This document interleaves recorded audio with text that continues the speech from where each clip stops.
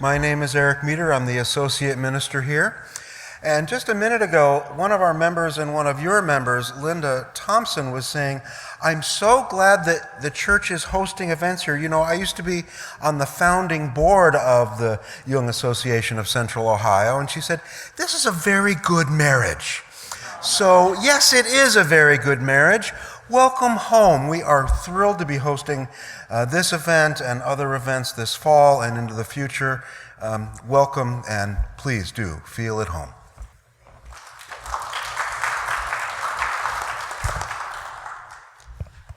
And I will add to that a very warm welcome. We're so happy to see you here with us today.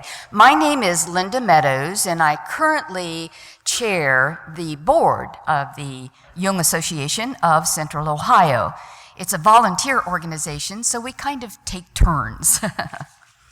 The purpose of the Jung Association is to provide resources that help individuals discover their meaning and purpose in life, as well as understand the unconscious energies that have shaped their lives.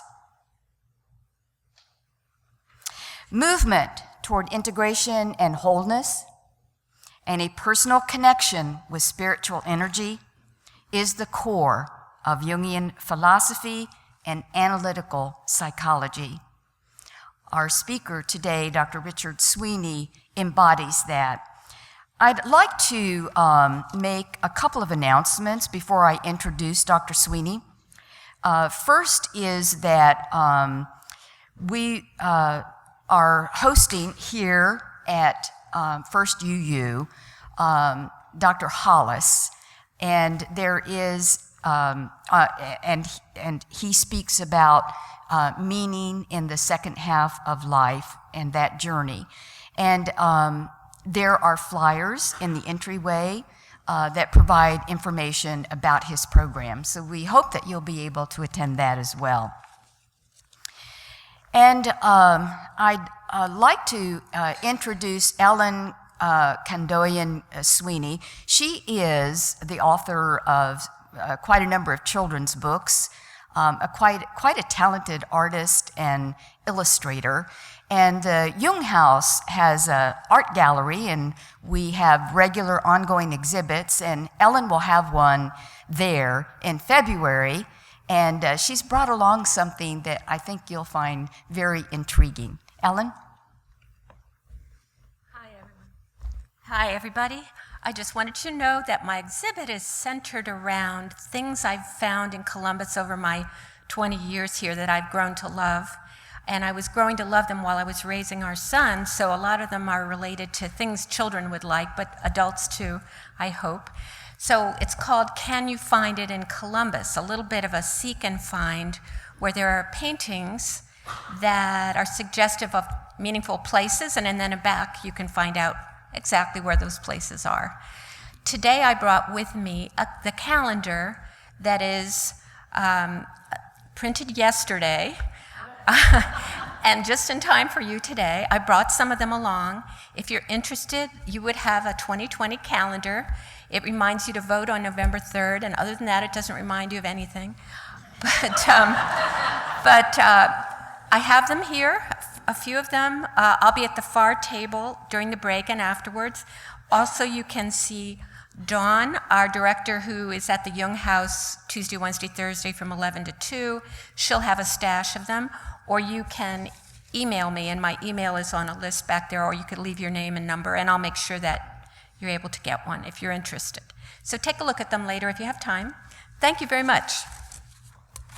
Thank you, Ellen.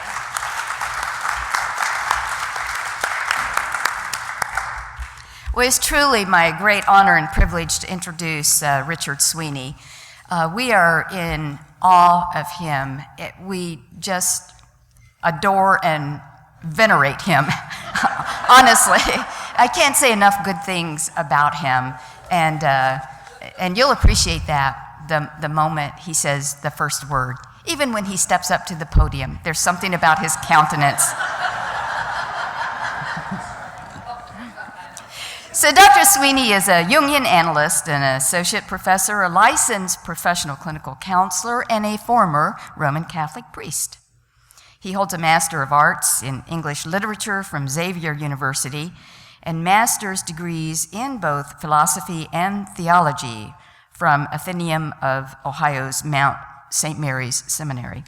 He was ordained as a Roman Catholic priest for the Archdiocese of Cincinnati, where he remained for 19 years. And during that time, he received his doctorate in psychology and religion from the Graduate Theological Union in Berkeley, California.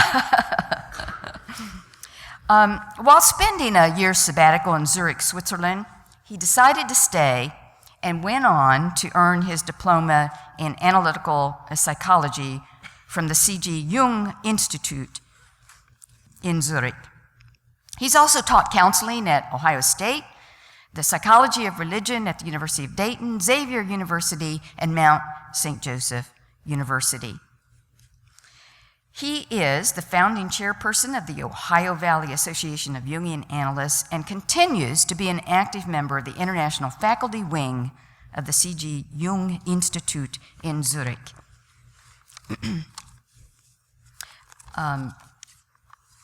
Dr. Sweeney is,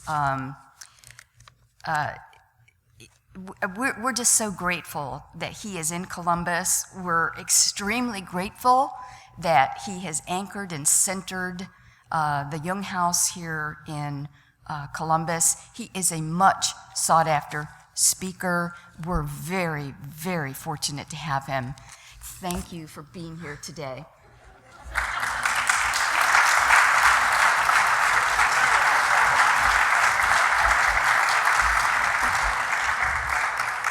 Are you impressed with how I stepped up to the podium? I never knew there was something magical about that, but I'll say so.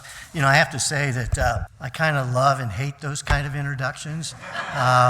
Reminds me of a college basketball player, kind of well known, I won't mention his name, who was 7 feet tall, but he always stooped. And an interviewer asked him, he said, "Oh my gosh, you're 7 feet tall. You're not, you say you're 6'10" on the program." And he goes, "Yeah, but if I stand up straight, they'll expect more." So I kind of feel like now I have to deliver what's expected or whatever. At any rate, we're all here to be ourselves this morning. And I think I'm going to use this microphone. Is that better? And I'm going to stand out here where we can see each other better. Thanks for being willing to spend this beautiful Saturday morning in here as we talk about consciousness and the perils of polarization. And, you know, I think it's very easy to say that, even from this past week, that if we look at any form of media information, internet, newspaper, television, we almost immediately encounter polarization. You know, polarized points of view, polarized groups, political, sometimes religious, polarized countries that are at odds with one another, and sometimes polarized members even within the family. So of course it would lead us, I would assume this morning, to ask ourselves, how did we get there? And what do we do about it? Well, what I want to at least suggest this morning is that consciousness is the only real antidote to polarization. And so that's what we're going to try to talk about together this morning, how consciousness can offer us a way to be with polarization, which after all is merely a psychic phenomenon. It's not that unusual. Now, to get into this material, of course you have the outlines I passed out, and we'll walk through portions of that, and maybe not every portion of it, but a good bit of it. We'll certainly stop at times. I want to hear what you're thinking, what your reactions are, to bring your own points of view into our conversation.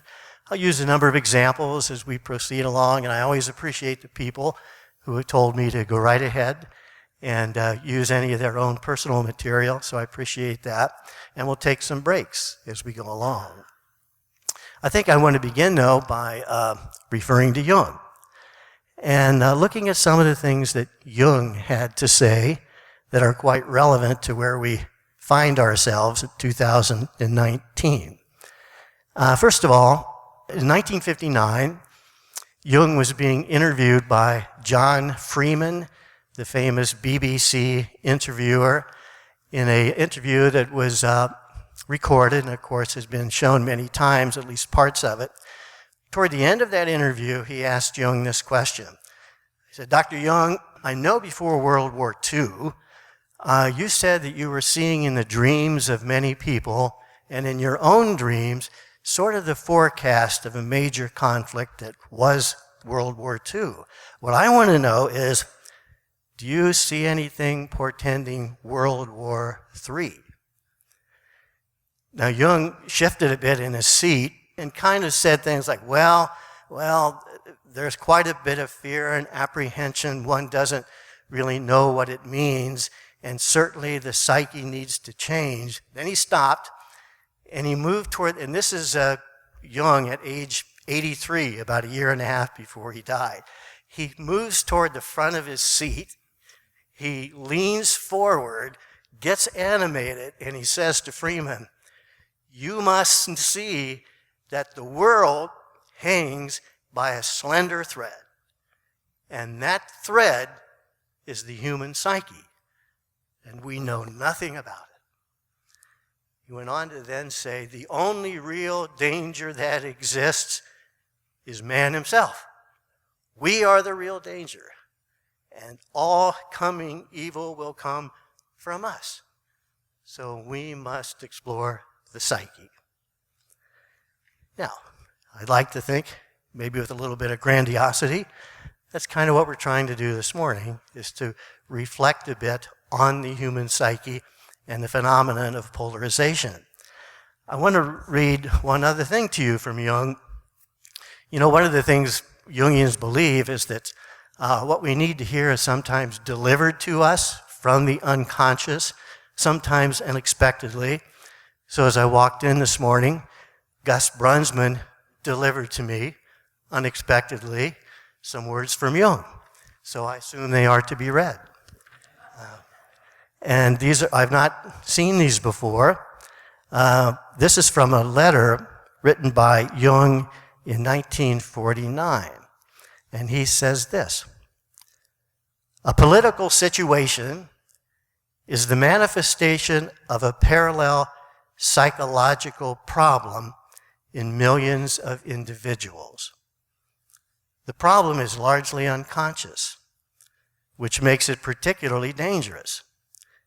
It consists of a conflict between a conscious, maybe ethical, religious, philosophical, social, political, and psychological standpoint, and an unconscious one, which is characterized by the same aspects, but represented in a lower, more archaic form.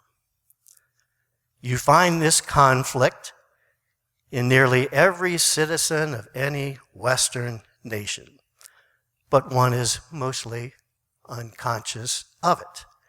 And that's what needs to be discovered." So, Jung states that it is a psychic conflict, and there are always psychic conflicts that exist within us that really are what foment polarization, initially within ourselves, and then with others outside of ourselves. So I'd like to explore some of those notions with you this morning. Now, if we take a first step at what you find on your outline, included one more statement from Jung. Also when Jung was about 83, it's from Memories, Dreams, and Reflections, and certainly pinpoints where our focus may need to go this morning. And he says this, as you find on the top of your outline: "Man's task, of course man and woman's task, is the exact opposite: to become conscious of the contents that press upward from the unconscious. Neither should he persist in unconsciousness, nor remain identical with the unconscious elements of his being." We'll talk more about that this morning, how at times we end up being quite identified with unconscious aspects of ourselves, and find ourselves actually living them out, thus evading his destiny, which is to create more and more consciousness.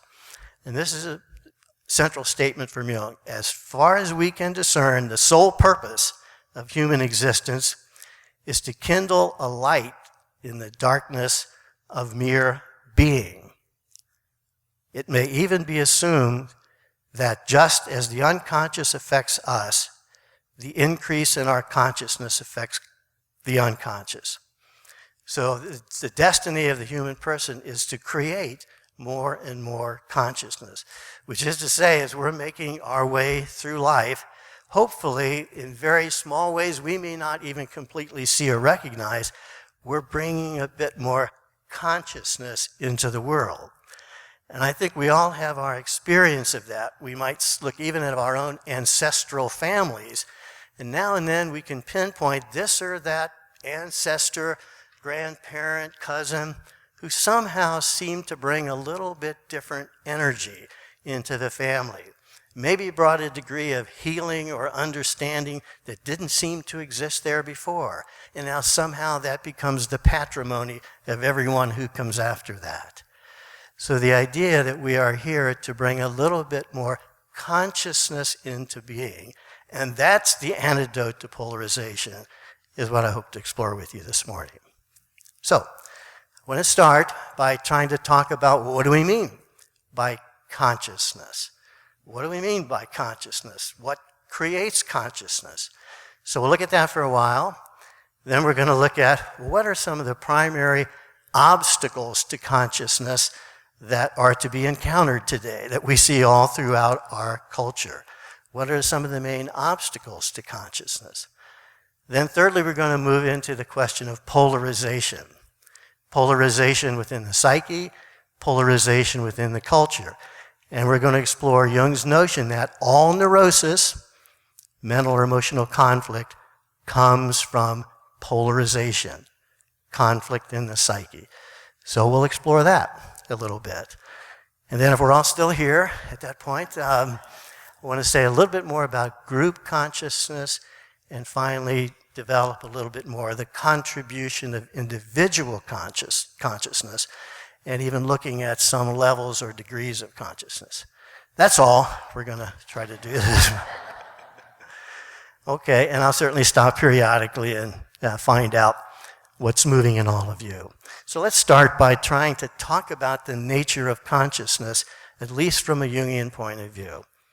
So I put down there that for Jung, under 1a, consciousness is the relation of psychic contents to the ego insofar as the relation is perceived by the ego.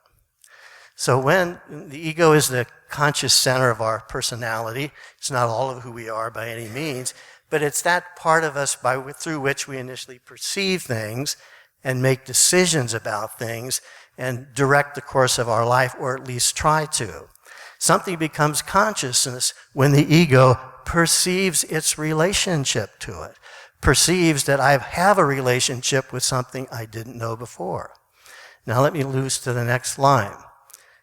Consciousness, from the Latin conscire, means literally to know with. To know with. This means that consciousness always involves coming to know an other. Coming to know an other. Something I did not really know, see, appreciate, or understand before. It's the act of becoming aware of maybe an inner reality or maybe an outer reality. So if I get a little bit more understanding of what it is that makes me anxious at times, maybe I'm getting a little more conscious of what moves within my own being. If I become a little bit more aware of why I avoid anger, which I probably, if I avoid it within myself, I'll find myself trying to stay away from it on the outside as well. Maybe I get a little bit more aware of that and understand where that came from and how helpful or unhelpful it may be. Maybe I become a little bit more of the source of conflict in my religious group or in my family. I get a little bit more insight into where that derives from. So consciousness has something to do with becoming aware of my relationship with another. And that will always shift in some way my point of view, my attitude, and my behavior. Let me give you an example of that. I don't know how many years ago it was, maybe 10, 12, maybe 15. I was going one morning, leaving our home in Upper Arlington and heading to the Jung house, which at that point was on Russell Street. Rather crowded streets, even more crowded now. But I left home that morning and I was running a little bit late. I can't remember exactly why I was late getting out of the house. I might be inclined to blame it on my wife, so I can disown my own discomfort with it. I don't remember what it was, but I was late. So I get in my car and I have an 8 o'clock appointment. But I figure I can make it. So I charge out of the driveway. I'm heading down the street. I head toward 315, and 315 is backed up immensely. I don't know if there was an accident or I immediately start getting irritated, anxious, and somewhat angry. But I get in line. I keep watching my watch. I finally get off 315. I'm headed toward the office. I think I may make it. And then I notice there's a little red car that is pulled right in front of me. Pulls right in front of me, and it seems to me to be going incredibly slowly. Now, actually, it was probably going the speed limit, which I wasn't. But it seemed immensely slow. Now, this car is now a problem for me. But I'll pass it at the next turn. Next turn, the car turns left as I'm turning left. I decide maybe I can swing around it, not a good idea. We hit the next street, it turns right. Still in the same direction that I am. I'm getting more frustrated, more irritated, kind of coming up to the person's bumper a bit. I'm sure none of you can relate to these kind of reactions yourself. So finally we get to almost to the Jung house, and the car turns in the same direction as I am. I'm getting quite frustrated, and then I look into the window of the car and I see my 8 o'clock appointment. There she is, a woman who is my 8 o'clock appointment. And once I become aware or conscious of who this is and my relationship with her, my attitude shifts. There's a little bit of personal embarrassment, of course. Then I start to feel empathy, compassion, because I kind of know what we're going to be talking about in 15 minutes and what she's struggling with. She pulls into a parking lot. I still get into the door in front of her. She comes in. I open the door, and I'm the embodiment of calm and at least I'm trying to put that persona on as best I can. But what struck me was how a bit of consciousness, seeing my relationship that I didn't see before, transforms my attitude. Makes me a little bit more aware of the fact that my anger and irritation was probably mostly at myself for feeling I left too late, which comes from an inner critic that tells me I must always be on time. That's what my father always said. So it's my own inner battle that's shaping the whole dynamic up to that point. Now, I want to suggest this is true of consciousness in general. When we become aware of our relationship to something, a dimension we have not seen before, our attitude, our behavior, our way of being in the world shifts. So, for example, if we're riding down the freeway in a car, and I begin to allow myself to recognize, wait a minute, everybody in all these other cars are kind of like me. They're going where they need to go or want to go. They're probably stressed, some more than others, maybe frustrated, maybe angry, maybe feeling bad about themselves, all the kinds of things I feel at times. So in a certain sense, we're all in this together. And now suddenly, they're not enemies. They're not objects in the way of my ego desire. Now it's quite different.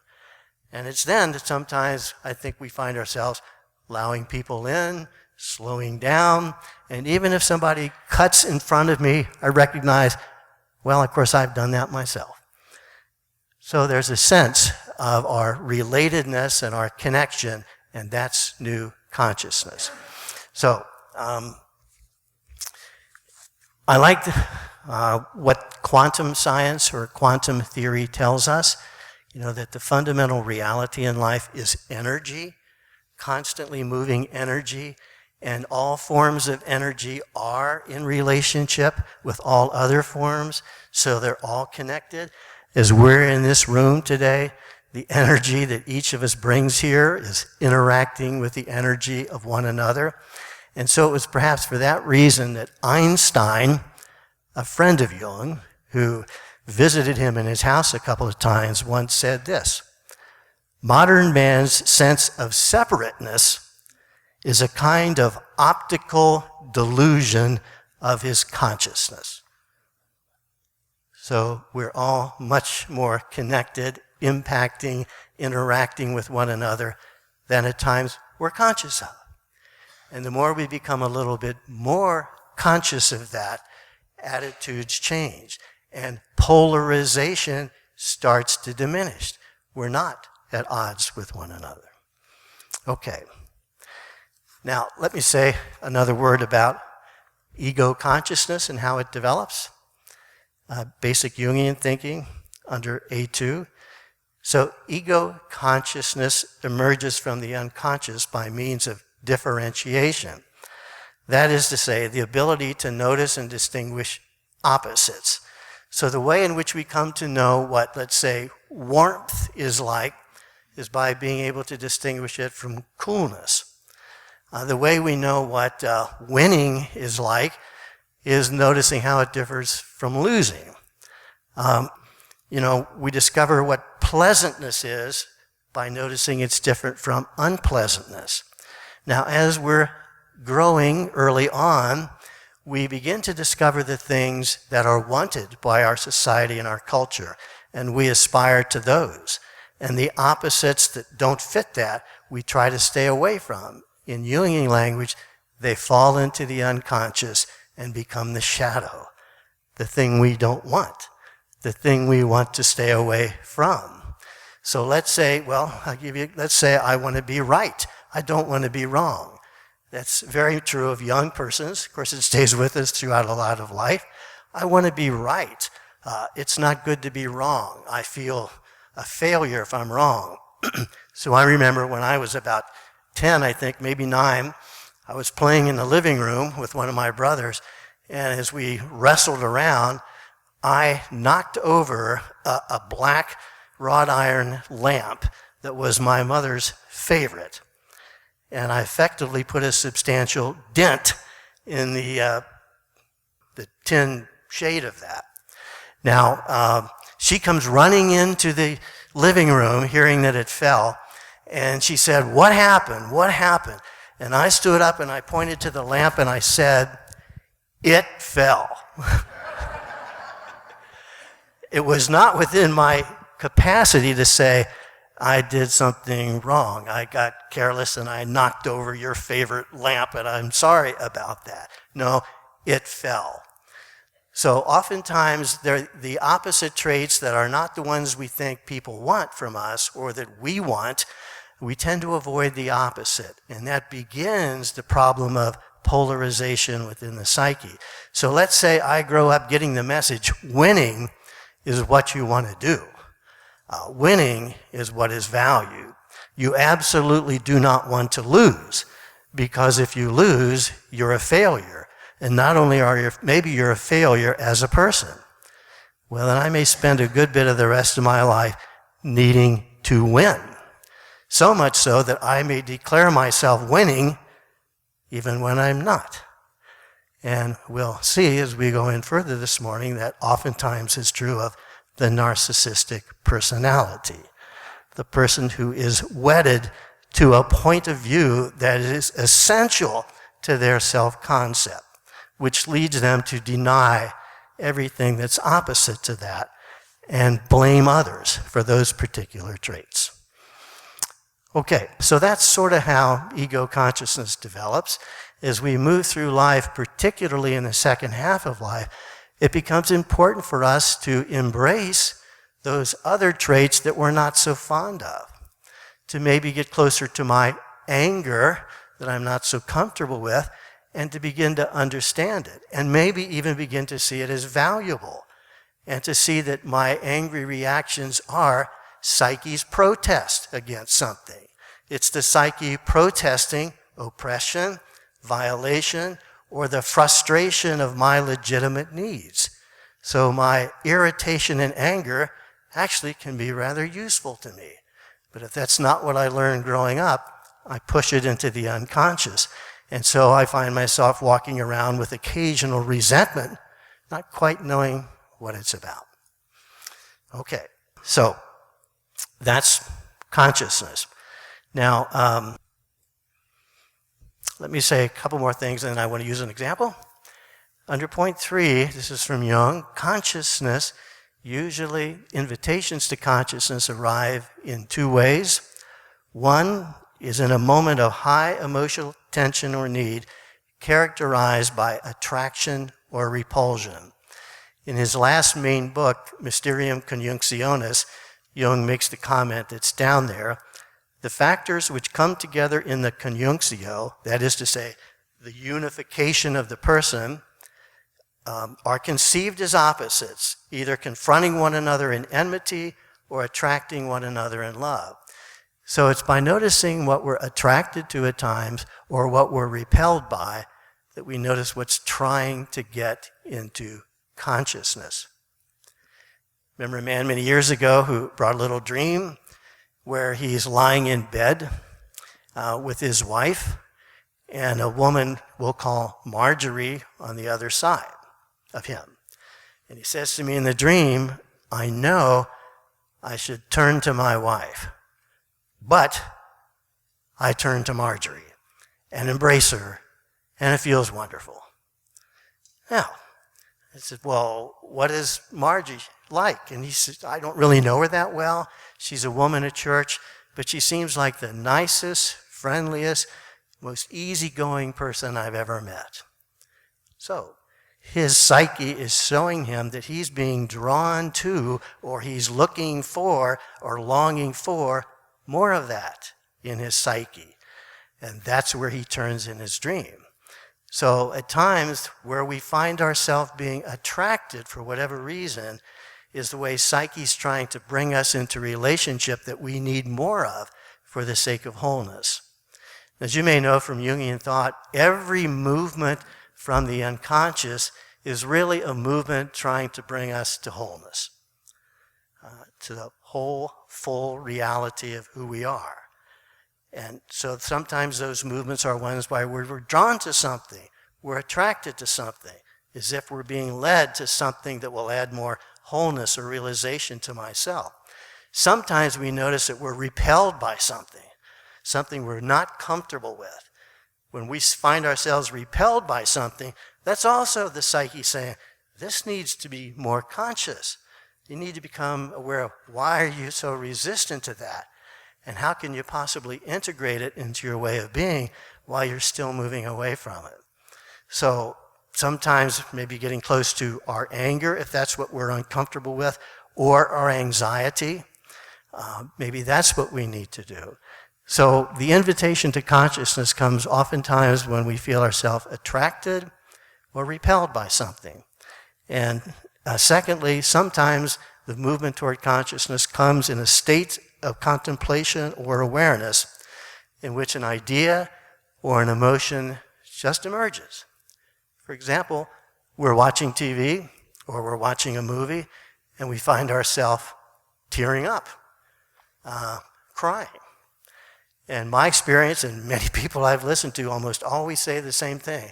I have no idea why I suddenly started crying, but I certainly am. Well, that's an invitation to consciousness from the unconscious. Something starts to well up in our experience that's showing something ready to and needing to come into our conscious way of being.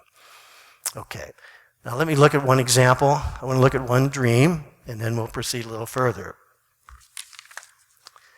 On your dream examples sheet,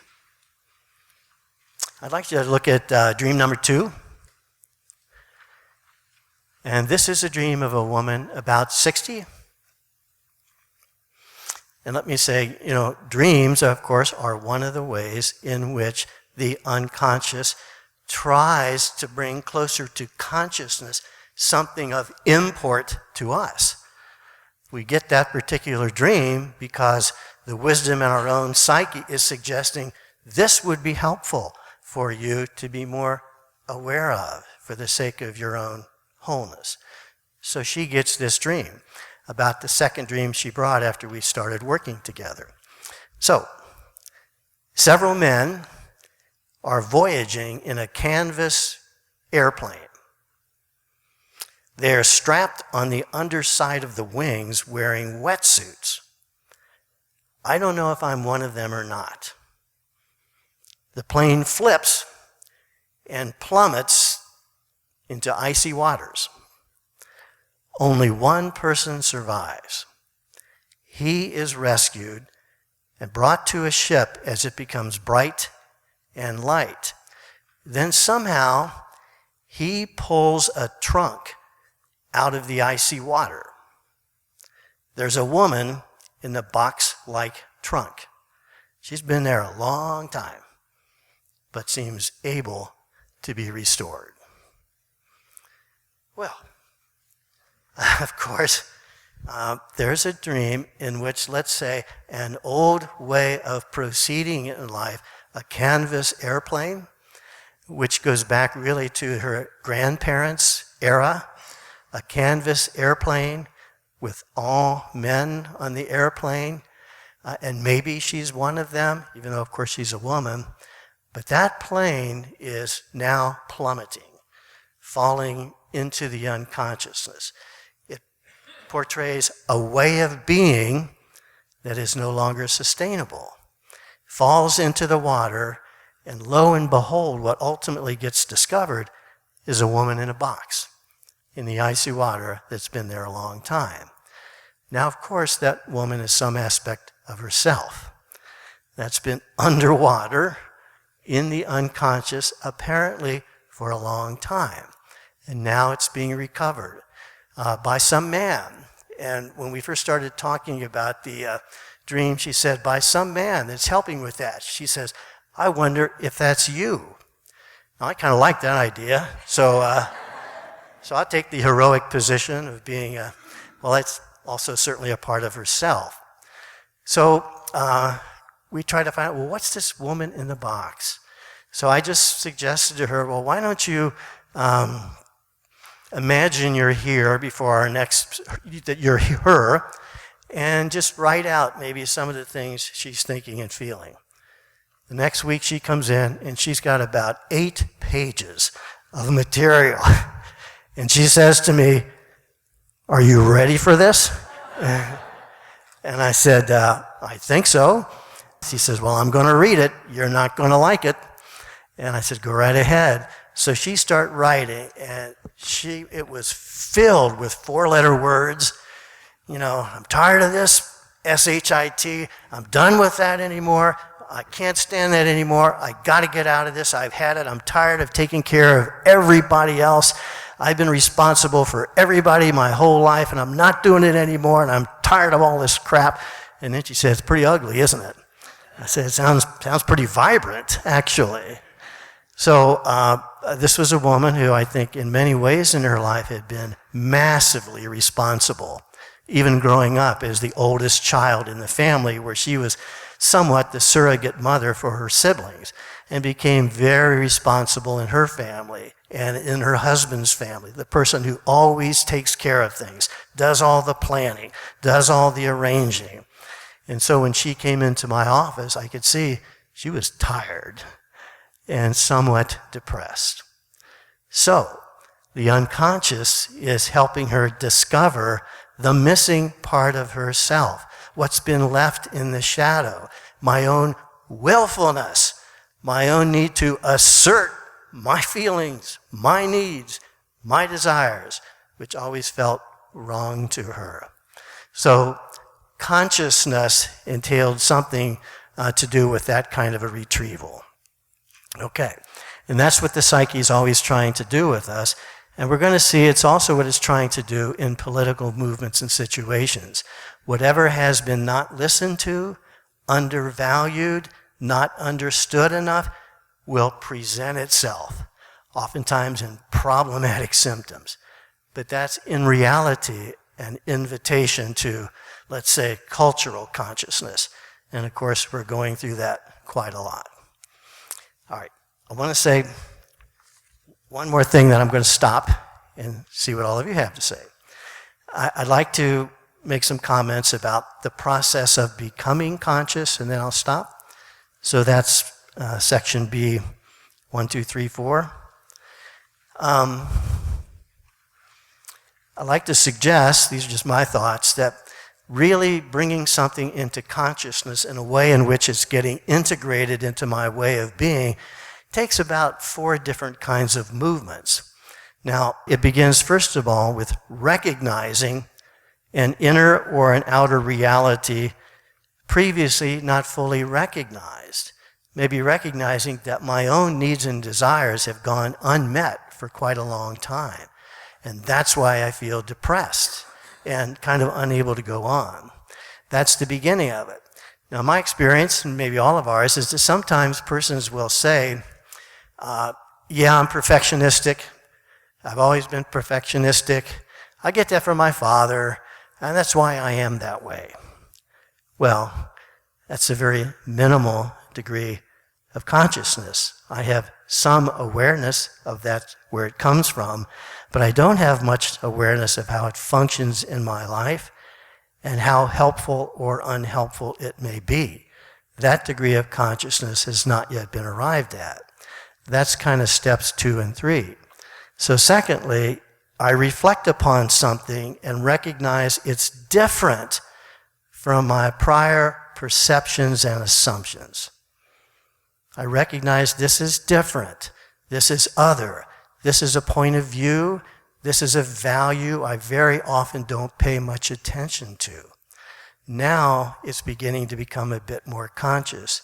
And then thirdly, there's the moment of appraisal, where I appraise how helpful or unhelpful this actually is in my life.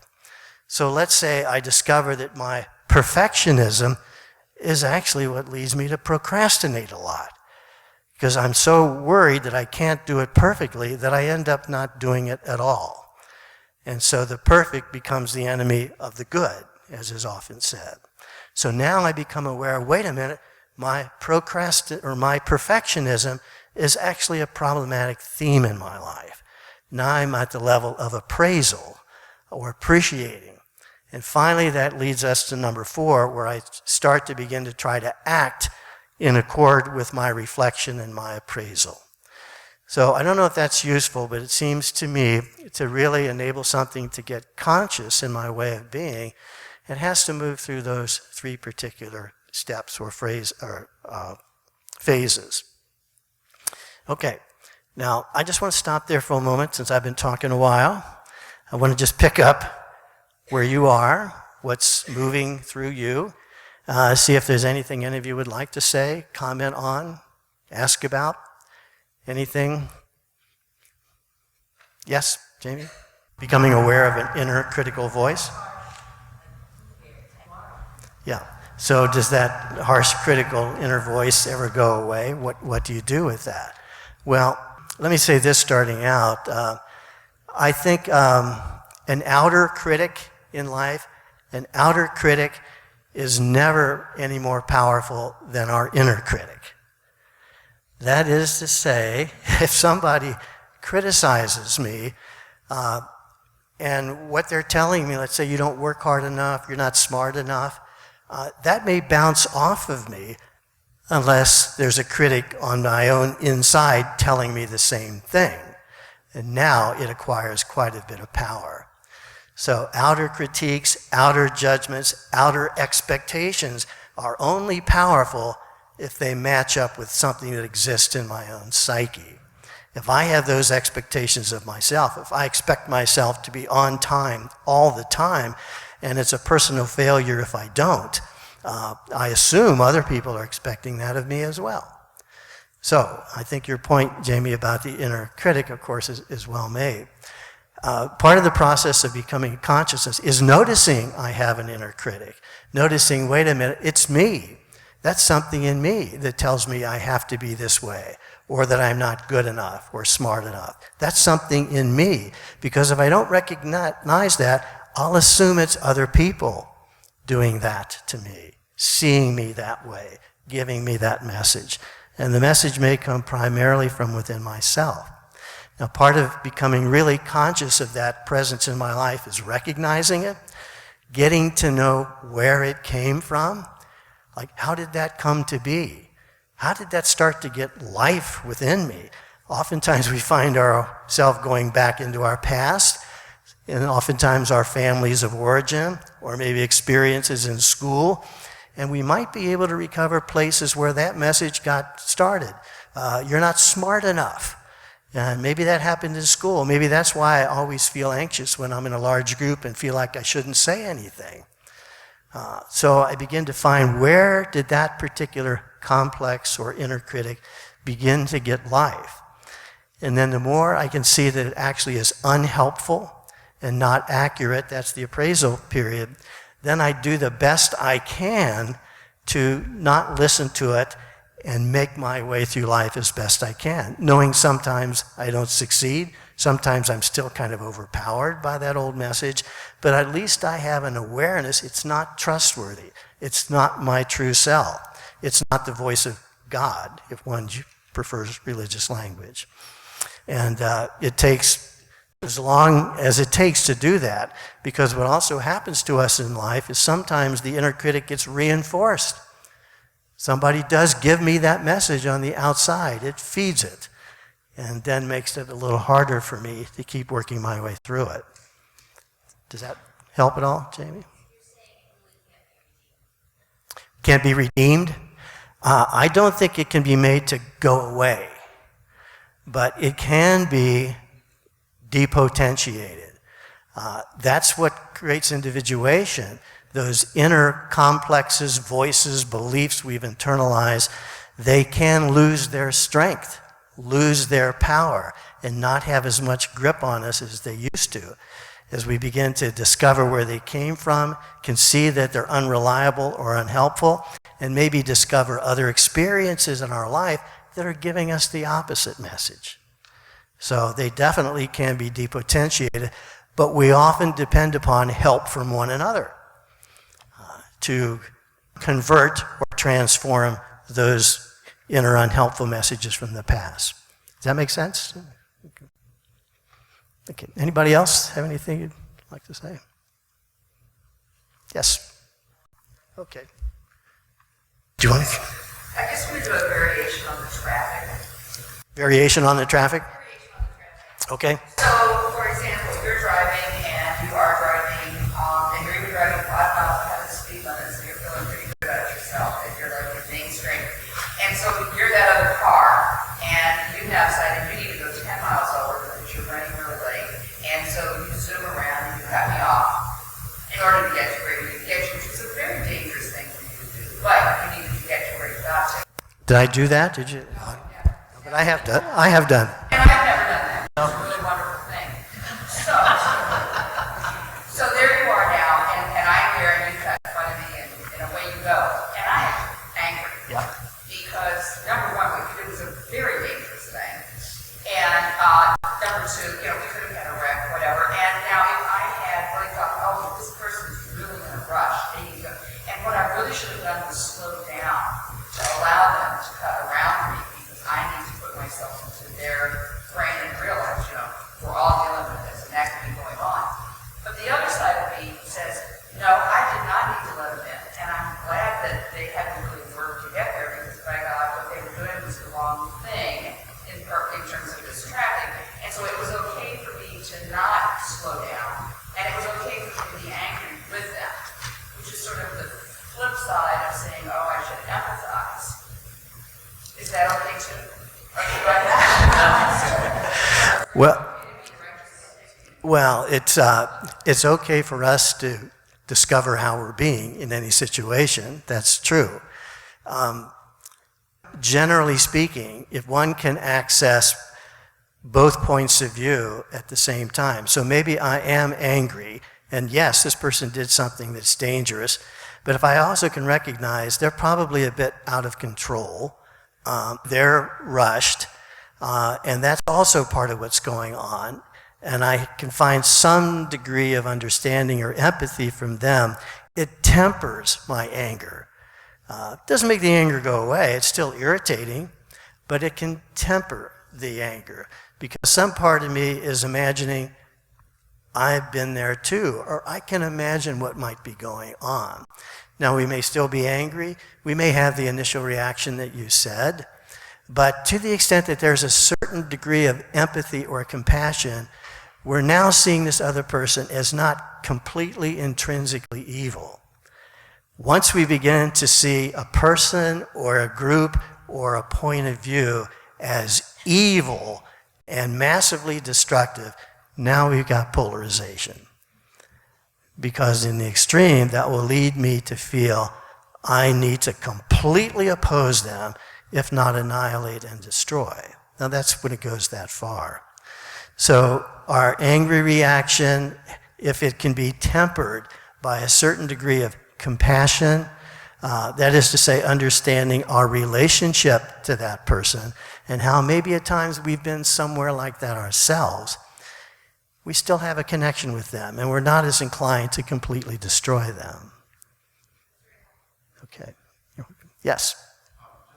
Piggyback on that. It reminded me of the struggle between being passionate but also speaking up for yourself.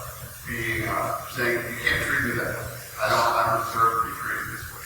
And it seems like there's a real struggle inside a lot of us with how much compassion do I show to somebody and still not be walked over or laid down and let somebody use me and treat me in an unfair way. And I remember reading about the idea that truly compassionate people also have really good boundaries. I'm wondering what you think about that. Well, it's a good comment, of course. Compassion, along with asserting my own needs, rights, and my own feelings. Both are important, they're both values, and when it comes to dealing with opposites, let's say being accepting or being assertive, both are valuable, both are important, and it's an ongoing discernment for all of us in the particular situation we're in as to which one is more helpful now. Is it more helpful in this situation to be quite assertive, or is it more helpful to be more accepting and not even assert my own needs? Because the greater good for this situation might be one or the other. And that's an ongoing process of trying to become conscious of all the factors that are present in a situation and making the best appraisal we can. Now, if I feel very violated by what happened, I probably am not going to have any choice but to assert that or try to communicate that to the other person. So, as to how much we assert ourselves and how much maybe we strain toward compassion and acceptance, that's always kind of discernment. And the more conscious we become in the course of our life, usually the better we end up getting at sizing up the situation and picking up what is really going to serve the common good best. But that's a lifelong process of getting to the point where we can discern what's going to serve the common good best, for me to assert myself and protest, or for me to be tolerant right now and accepting. Now, Ellen, did you? I wanted to make an observation. In my own life, I discovered that I'm so much more magnanimous approaching a circular doorway, or even at the grocery store. If you see someone's in a hurry or they have screaming children or something's going on.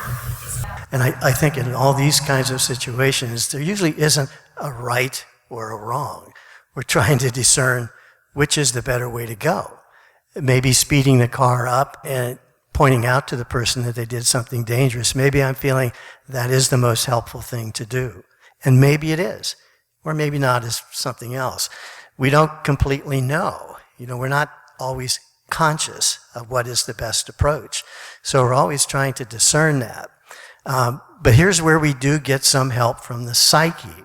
So staying with this good issue you bring up, should I assert myself or not? The psyche itself, which has its own wisdom from the whole ancestry of the human race that's carried in what Jung calls the collective unconscious, gives us some guidelines. And I want to share an example of that by looking at a dream, number 6 on your sheet. And this is the dream of a person who works at a relatively high level in a large corporation. I'll be as vague as that. And often works with a lot of groups and a lot of people, many of whom are sometimes difficult, and has spent much time talking about the people he sometimes can't stand and how he gets angry at them and gets into conflict with them. So he brought in to one of our sessions the dream number 6. In the dream, all around us there are zombie-like people. With some other people, I callously participate in destroying them. The energy even gets playful for us.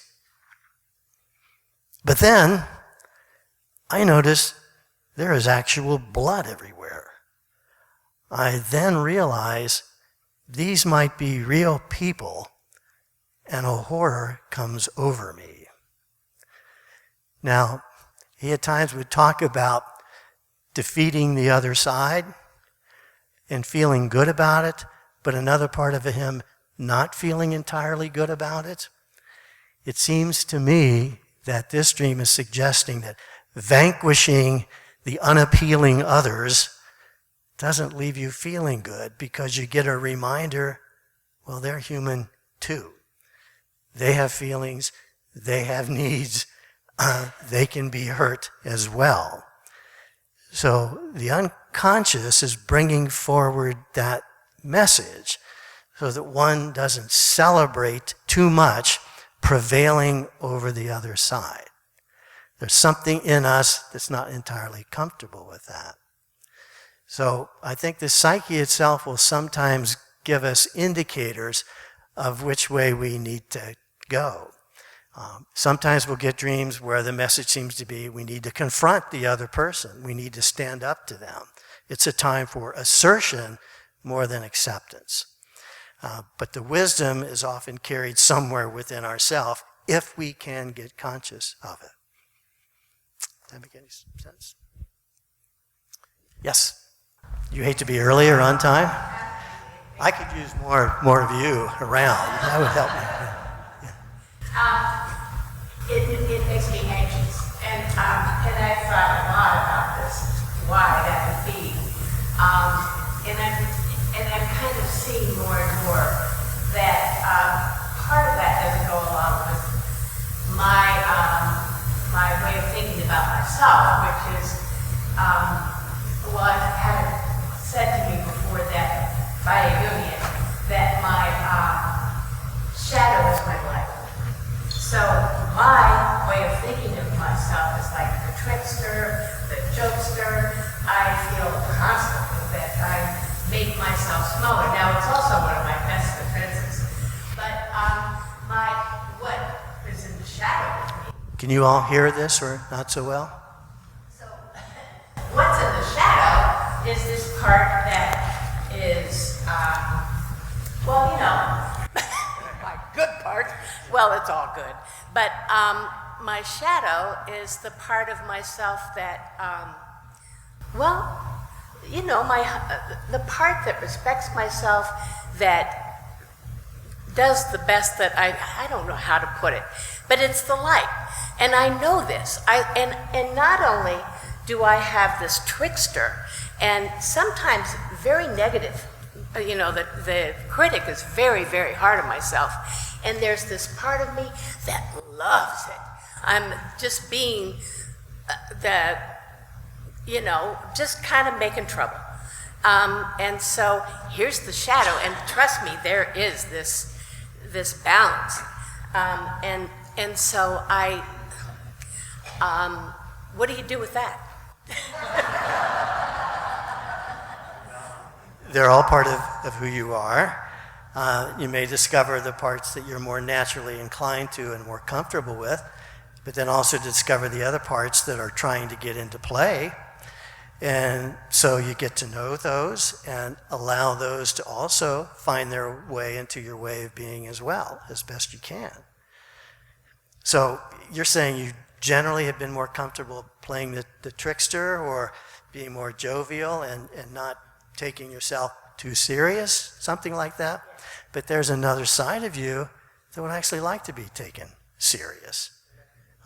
And that's the part that maybe gets undervalued, not given enough time.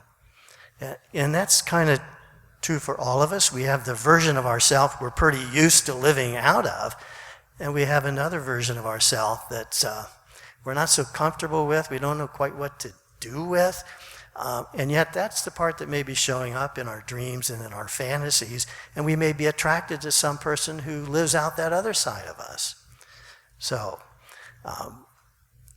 recognizing that, being conscious of the unlived part of ourselves, maybe a little bit in the box, and allowing that to come into our way of being, even though it makes us a little bit uncomfortable, is kind of what individuation calls us to. Because whatever it is we're uncomfortable with and denying in ourselves, we're probably going to devalue it on the outside as well.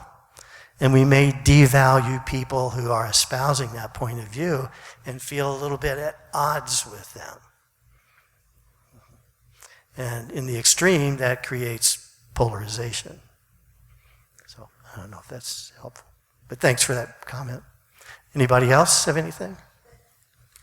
Okay. Well, let me give an example of that. It's a dream not on your sheet. I've mentioned it before. Actually, it's the dream of the same woman who had a part of herself in the box.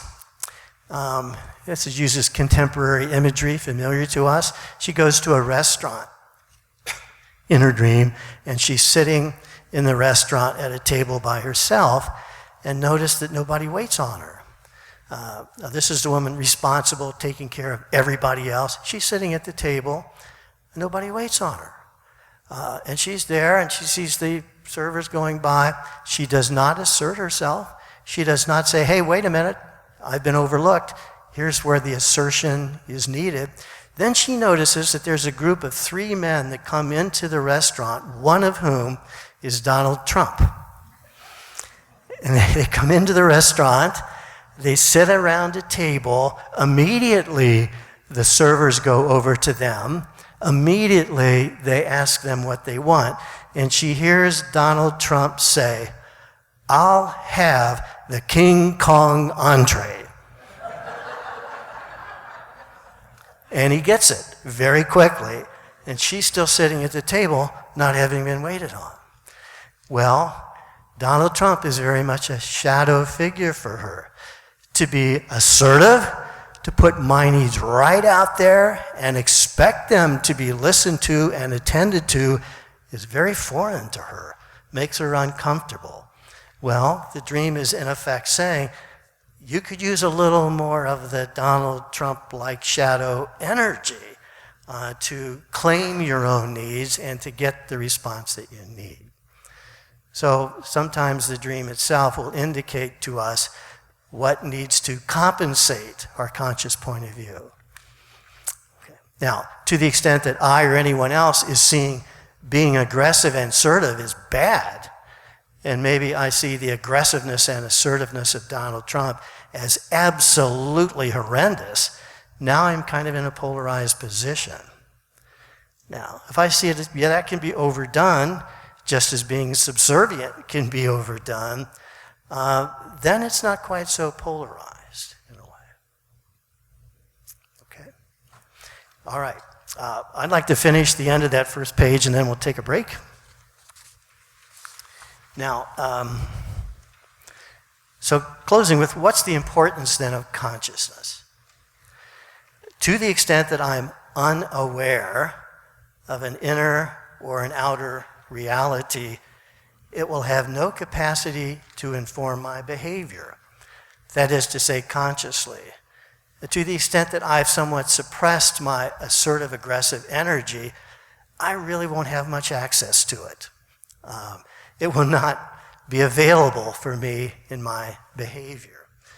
Maybe I've suppressed compassion, or maybe I've assumed that winning is everything, and I've suppressed my capacity to be compassionate, or even accepting of the other person's superiority. That's what's suppressed in me. I have no access to that quality, and that's going to create conflict. So to the extent that something is not made sufficiently conscious in myself, I will not have access to it. And when other people do utilize that trait, I'll probably perceive it as not good or uninviting. I'm at odds with it within myself, and that becomes the root of possible polarization. Now, the other thing that happens, I put it down there as an or it will influence my behavior unconsciously so that I act it out and project it on others. So if, let's say I walk around feeling I'm not too smart or not too talented, that's a belief I have in myself, and maybe that goes back to childhood, and I haven't made that sufficiently conscious and recognized where it came from and realize its unreliability.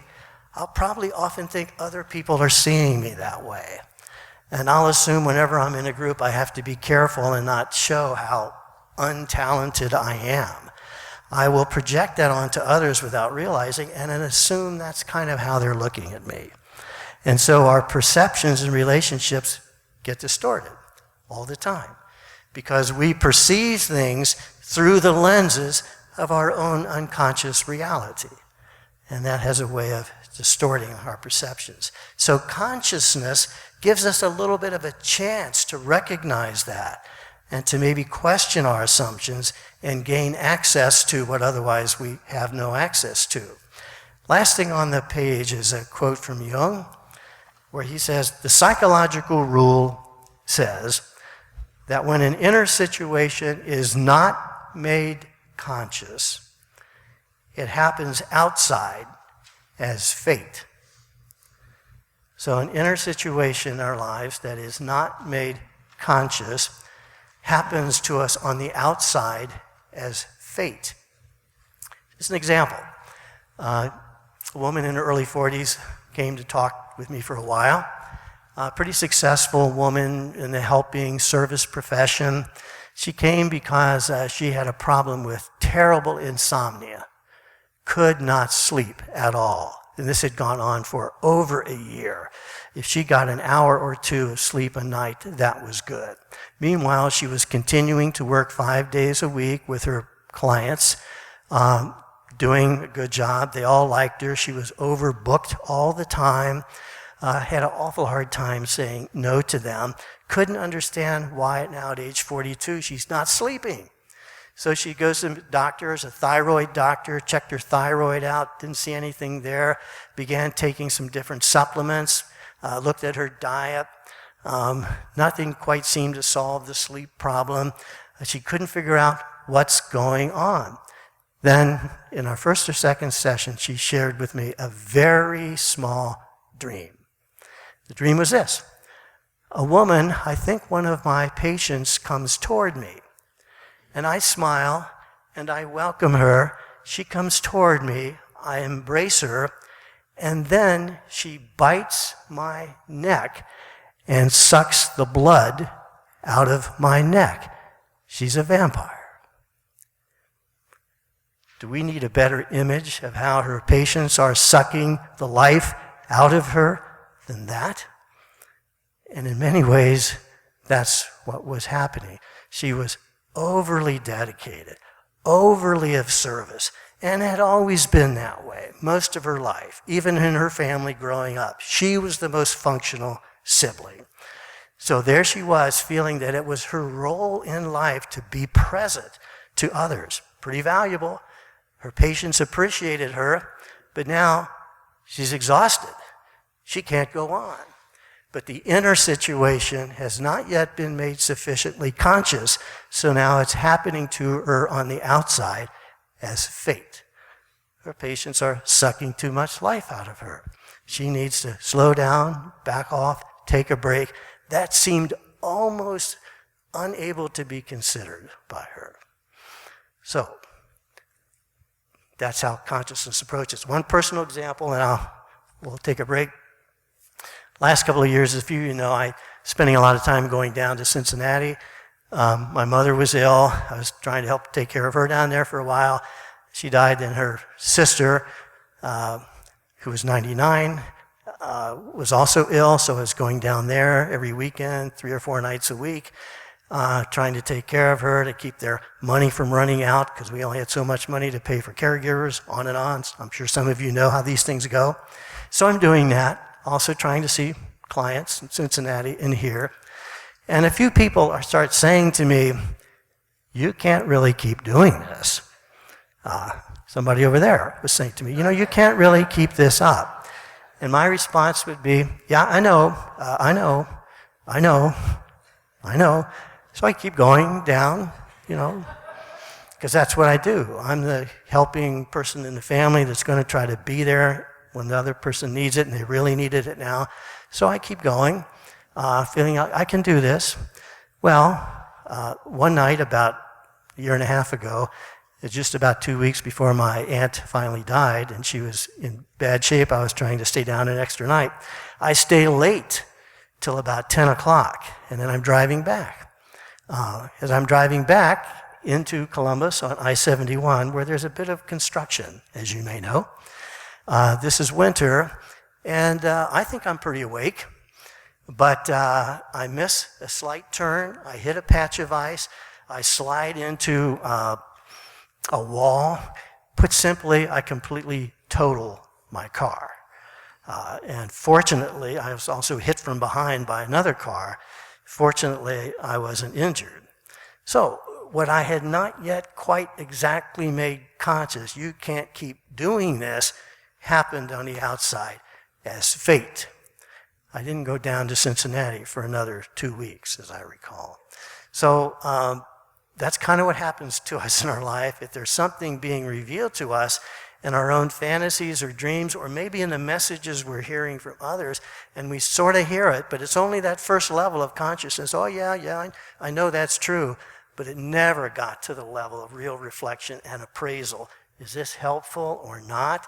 Can I really keep doing this or not?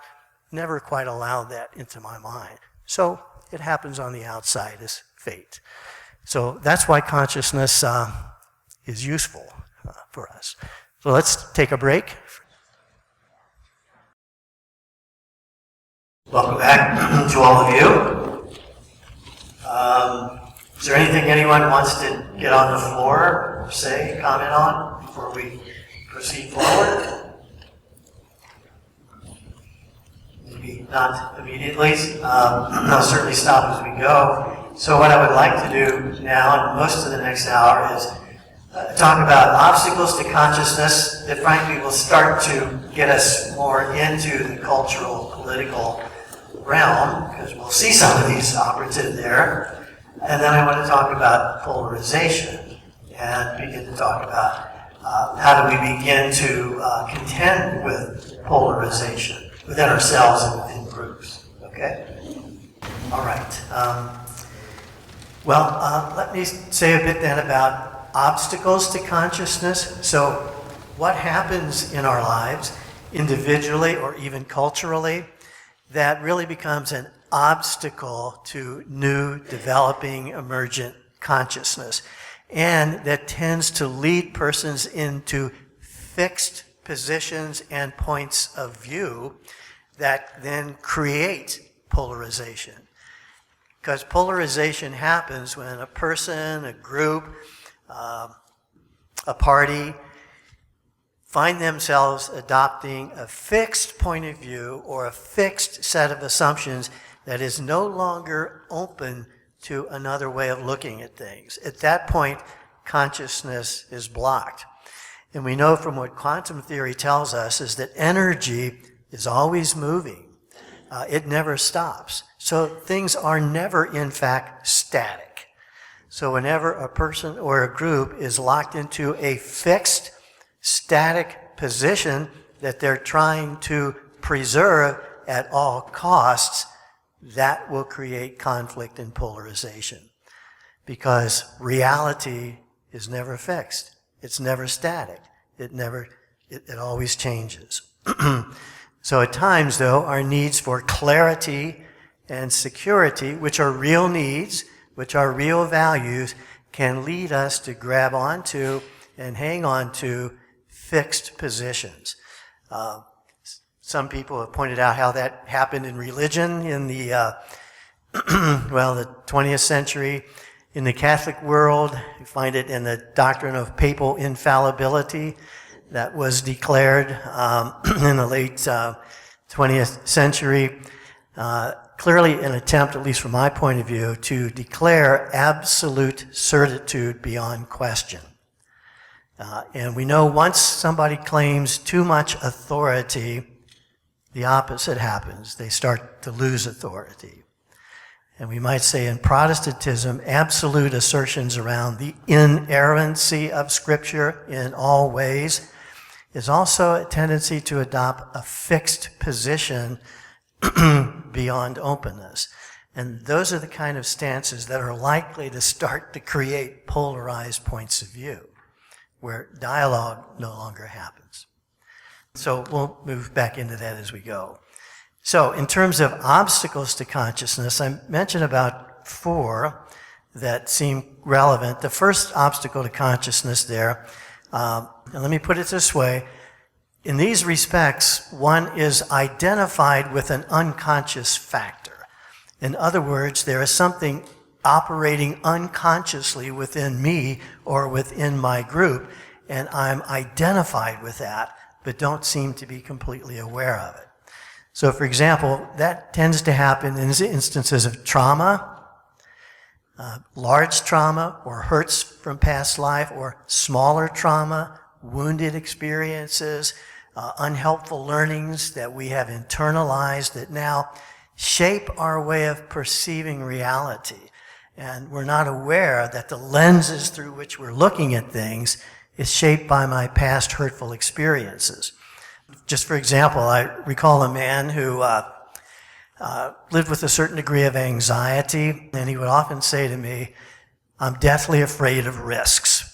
I never take risks. That's why I had one job my entire life, and I think it was probably well below my ability, but risks have always created anxiety for me." And he told me the image of when he was growing up. He was an only child. His mother, whenever he would play in the front yard, would tie him around a tree. So he'd have one rope around his waist, and the other was around a tree, because she didn't want him to get hurt. Well, that's a value, but if that value looms too large, it becomes the decisive value in one's life. Don't get hurt. And so his range of play and exploration was only as wide as that rope would go. And he said, "I think that's been my life. Don't take risks. You're only going to get hurt." And not too surprisingly, he tended to adopt conservative viewpoints in his life, politically and religiously. Now, we might suggest that his consciousness, as is true for all of us, is shaped by some of those powerful, sometimes hurtful, or very limited events from our early life.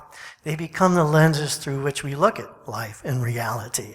And until we become a little bit aware that that's my perspective, that's shaped by my view, I can't really get conscious of anything else.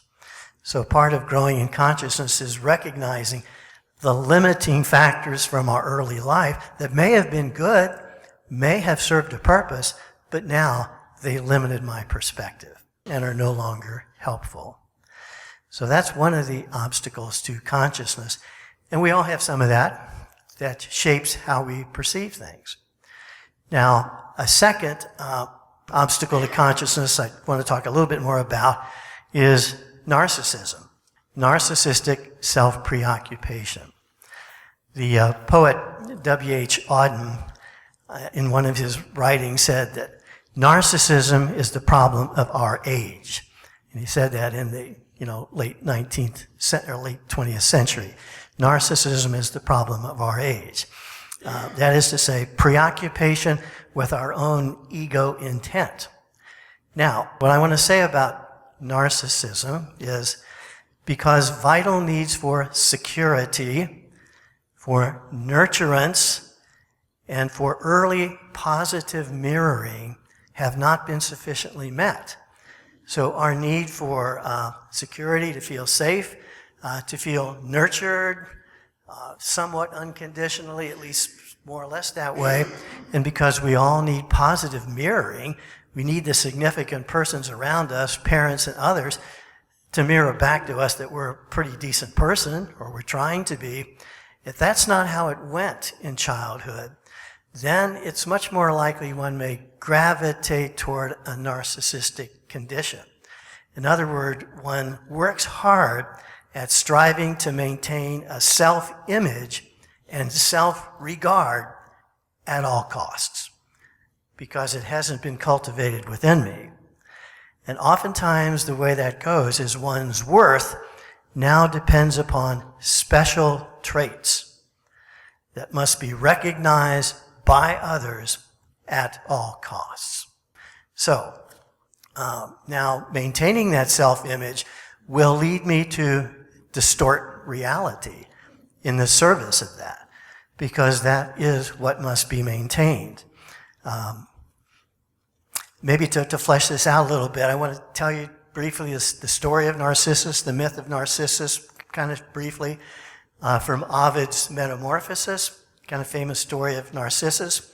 So Narcissus was born of Cephasus, the river god, and Liriope, a nymph.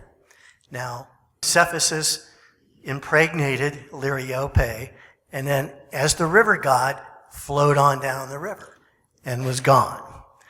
So Narcissus is raised by Liriope as her only child, who she doted upon because he was handsome and beautiful. And so being handsome and beautiful became his identity, which he continued to try to maintain. That was his specialness. He was so handsome and beautiful that no woman partner was quite good enough.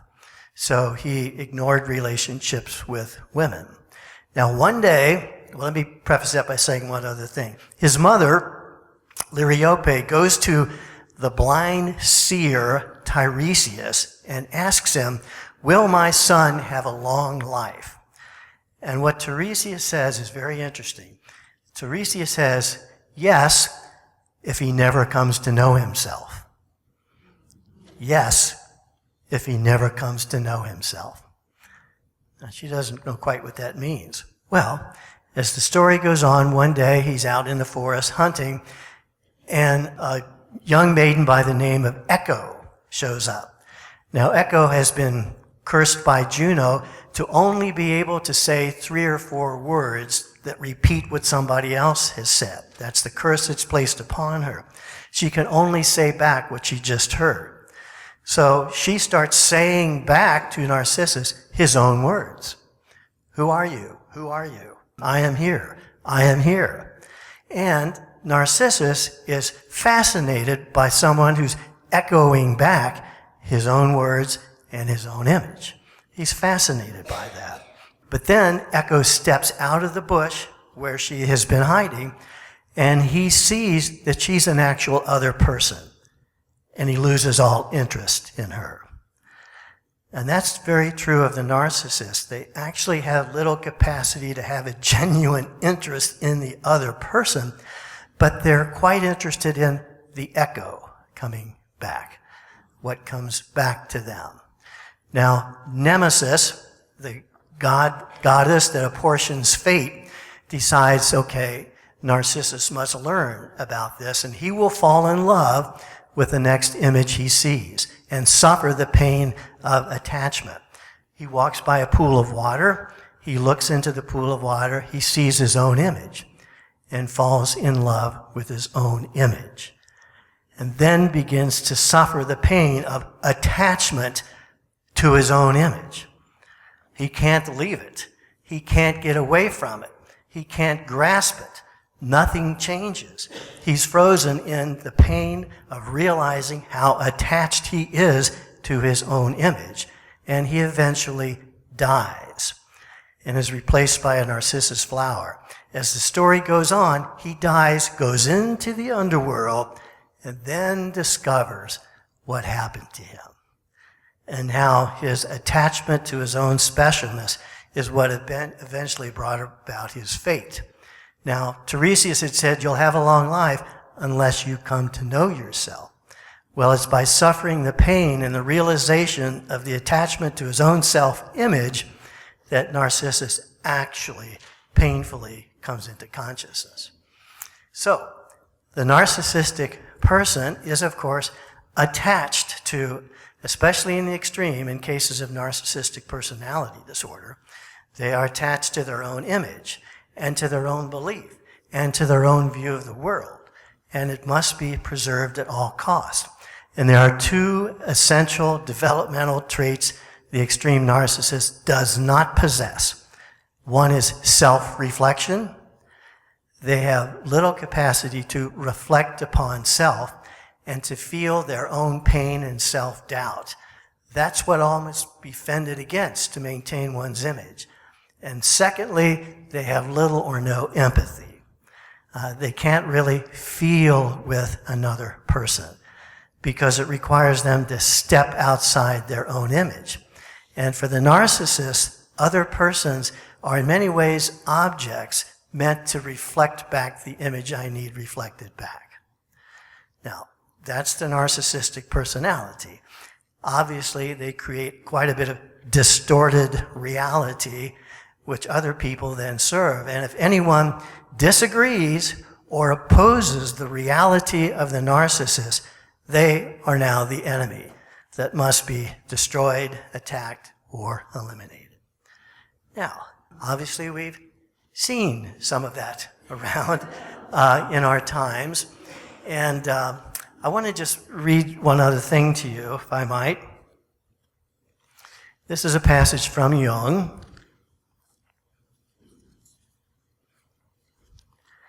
In 1945, in an essay called After the Catastrophe, after World War II, and Jung was being asked about Hitler. And not many people know that actually Jung worked a bit for the American CIA. They consulted him for his view of what was going on psychically with Hitler. But that's true, as the biographer brings out, Deirdre Bear. So in 1942, he was asked to comment about what happened in the catastrophe of the Second World War, and he makes these comments. A more accurate diagnosis of Hitler's condition would be pseudologia fantastica, which basically means fantastic false words. That's a form of hysteria which characterized by a particular talent for believing one's own lies. For a short spell, such people usually meet with astounding success, and for that reason are socially dangerous. Nothing has such a convincing effect as a lie one invents and believes oneself, or an evil deed or intention whose righteousness one regards as self-evident. Now, that's the distorted view of a narcissistic personality who is wedded to their own perception of reality, and for them, a lie is not really a lie. It is the reality as I perceive it that must in fact be maintained. So, that's narcissism. Of course, all of us have a degree of narcissism, but there's a phenomenon called primary narcissism where we're actually seeking our own personal needs and interests. That is good and is natural and is important. But that does not eliminate empathy and the capacity for self-reflection. When that's not there, of course it's a dangerous situation because a person is not open to anything that doesn't coincide with the self-image they need to preserve. Obviously, that's a block to consciousness. Now, we can go on and will go on to talk about, well, how does one deal with such circumstances? You know, that the general rule of thumb is avoiding narcissistic persons as much as possible is the ideal. But they often end up in positions of power and influence. And then one must create as firm boundaries as one can and do as much as one can to call out the distortions in their perceptions and not be co-opted into those. That's generally what's recommended. Okay. Shall we go on? I'm looking at the looks on all of your faces. Okay. Well, let me go on to the third issue, which is relevant to what we're now moving into as well. Another obstacle to consciousness is excessive familial, tribal, or group identification. Excessive familial, tribal, or group identification. Now, this happens when the need for belonging, security, certainty, or self-worth leads one to become over-identified with a particular group. Now, groups are important in our lives. We get support from groups. We get education from groups. We get challenges from group. But when a person or persons become over-identified with their particular tribe or group, whether it's a religious group, whether it's a family attitude, whether it's a political point of view shared by others like me, now I think with the group. I perceive things with the group. And I begin to gravitate toward a fixed position which is not able to be very open to other points of view. Because my need for belonging, my need for love and support, which we all have, of course, my need maybe for certitude with which to live my life is so strong that I remain identified with the group. That will impede consciousness. And any of us in the groups we are, if we remain conscious, we find ourselves at times disagreeing with the group, or finding that something is not appreciated by the group, or there's a new way of looking at things that maybe needs to be incorporated in the group. And if the group is healthy and dynamic and has life to it, it's receptive to the individual emergent consciousness of its members. But, of course, that is not always the case. The group declares that certain points of view, needs, or behaviors are unorthodox, not in keeping with the values of the group, and of course the group can decide that. And then the person may start to feel ostracized, expelled, or in healthier groups, just invited to discontinue. So excessive identification with the group also becomes an obstacle to consciousness. Let me give you just a little example of that in a dream on your sheets.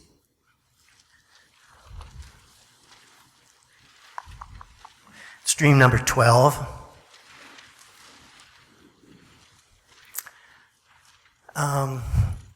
This is a dream of a man, early 60s, a man who is a member of a fairly distinguished profession in our culture. I'll be vague about that. You can make your own assumptions about what that might be. A profession in which he has done well financially, and has a certain amount of respect, particularly among his peers and other people in society who have done well. But at early 60s, he's tired and actually finds himself no longer finding much meaning in what he does in his work, and is beginning to entertain the possibility of retiring and stepping away from it. The response he gets from many of his peers is, "Are you crazy? Are you going to walk away from this kind of income already?" So early on in the midst of our work, he has this dream. "I'm out at a nice restaurant with my wife." This is number 12. "I need to go to the bathroom, but discover that it is crowded. Many of the men," notice they're all men, "are well dressed. The commodes seem to be occupied or are already filled with feces. When I return outside and join my wife, not having gone to the bathroom, I discover that I now have feces all over me. I tell her, it will take me a long time to get this off. I'm not sure I ever went to the bathroom." Now, put simply, this is a man in the dream needing to relieve himself, needing to release something, which is what bathroom dreams are almost always about, to let go of something that once was helpful but now is waste and needs to be released. However, he runs into a lot of other people's stuff, so to speak. And that prevents him or makes it difficult for him to release what he's trying to release. And notice these are well-dressed men, which would typify men in his profession. So the collective message he runs into is, why would you step away from your work now when you're making great money and you have significant social status and position? Why would you step away from that? And he said to me, people often say to me if I retire, what am I going to get into next? And he says, I can't say to them, nothing. I don't know that I want to get into anything next. But he was having a hard time allowing himself to honor and give expression to his feelings. So he was pretty identified with a particular group, a particular tribe, a very prominent, successful, admired tribe. And that tribe is what was hard for him to get off or get free of. It wasn't his stuff, but it was other people's stuff. So sometimes the weight, the influence of issues, points of view of persons in our group weigh on us so heavy that it's hard for us to be conscious of ourselves. And it's interesting to me how many bathroom dreams one goes into the bathroom and they run into lines of people, filled commodes, or blocked urinals. It's as if something is getting in the way of what they're needing to release. And that something usually has collective messages to it. Does that make sense? Okay. All right. So let me step into the next message. The last area I just want to mention, and then we're going to step into polarization, is a significant obstacle to consciousness that all of us experience, I think, are certain kinds of bias, namely implicit bias and confirmation bias.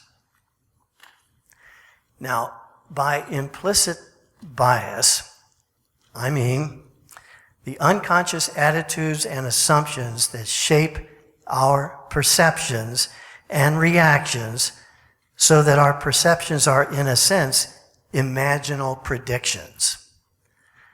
So we have certain assumptions that shape the way we perceive things. So when we perceive things, we're imaginally predicting what might happen without completely realizing it. Let me give a simple example. So let's say it's nighttime, and I'm walking down the street by myself, and it's a little bit dark. Walking down the street, let's say a woman, a relatively nice dressed woman, walks past me. Okay, I have a reaction. Maybe my body reacts in a certain way. So let's say then a Caucasian man in a suit and tie walks past me. I have another kind of visceral reaction I may not even be conscious of. Now let's say then a dark-skinned person in a hoodie with his head down walks past me. I probably have a little bit different visceral reaction. I probably feel a little more tense, as if there may be a greater likelihood of something unwanted happening. Now, I just find myself having that reaction. I might not even be conscious of it. It's pretty understandable if I've internalized and gotten a lot of different messages about how to think about certain situations. And we proceed along in life with certain assumptions that we project without even realizing it. Now, implicit bias is inevitable. It's normal. We all have that. The important thing is to be conscious of it and to notice it and to not unconsciously assume it's trustworthy, reliable, and to be acted out of. Because when that happens, things veer into all the isms, racism, xenophobia, whatever it might be. So, part of growing in consciousness and overcoming the tendency to be in polarized position is to just be aware of some of the assumptions we walk around with at times that shape our particular perceptions. And it's normal, we all have those, but to be conscious of it, to notice it, and to begin to question at times their validity and reliability is what consciousness entails. Does that make sense? Yeah. Okay. So, implicit biases that are not made conscious is what tends to create more conflict and occasionally polarization. I'll mention the second kind of bias, namely confirmation bias. And that's the tendency, pretty familiar to us, to look for things that confirm what we already think, believe, and feel. So, we're more comfortable watching the news that kind of goes along with what I think, feel, and believe. Now, that's understandable. We do that. But being aware that there may be other points of view out there also worth becoming familiar with can relativize confirmation bias. And that's also a theme that can become problematic for consciousness. I remember many years ago, back when I was a priest, in my early 30s, I went over to the rectory, the house of an older priest who was notoriously perceived as very conservative and traditional. So I went over to visit him along with a friend of mine, and he was a fairly nice guy. And I noticed in his room, he had all the latest current books. He had the new theological points of view from Second Vatican Council. I was impressed. My gosh, this guy reads a lot of the new material. And then he pulled one of them off the shelf, opened it up, and showed it to me. And I noticed all through the book, he had comments like deny, false, incorrect, wrong, nego, which is Latin for I deny. Everything was crossed out, critiqued, rejected, and it became apparent he's reading all the books in order to confirm what he already thinks. So that's confirmation bias, where we're a bit more comfortable with the things that confirm what we already know. Now, we're all inclined in that direction, but to the extent that there's some degree of openness to the other and other point of view, at least a point of view that maybe we can see some value in, even if we don't particularly agree with it, then consciousness is more open. And then conflict with others is less likely to be activated. So implicit bias, confirmation bias are both factors that can impact our degree of growing consciousness. Does that make sense at all? Yeah, Kathy? So it seems like both of those, it's like a need for us to try to put ground under our feet to reduce anxiety. Is that accurate? Like we need some security, so we have, I mean, they are unconscious, but it does help us to ground ourselves in some sense of security to lessen the anxiety. That's right. You know, it maybe lessens our anxiety. And it's true, encounter with the other, whether it's an other viewpoint, an other need, another attitude, usually does create a bit of anxiety for us, which most of us don't like. So we may avoid that by seeking more confirming points of view. Of course we do that. But to the extent that we're not sufficiently open to the other or to the re-examination of our own perceptions, consciousness is limited. And when that gets fixed, that's polarization. Yes? I think I may have misheard or I don't understand something that I think I heard about the group identification. Mm-hmm. And you were talking about how someone in a group that starts not agreeing with the group and, expressing that. And then I thought you said that in a healthy group, they will be invited to leave. Yeah. And to me, that was like the group is not willing to look at other points of view. Yeah, it's good you bring that up. And I meant healthy in a very relative way. It's healthier than vilifying the person who's disagreeing or excommunicating them or attacking them as an infidel or a threat. It's a little bit healthier to suggest, well, maybe you don't fit here anymore. But that also indicates that the group itself is not that dynamically alive. It's not really open to other points of view because it probably creates too much anxiety within the group.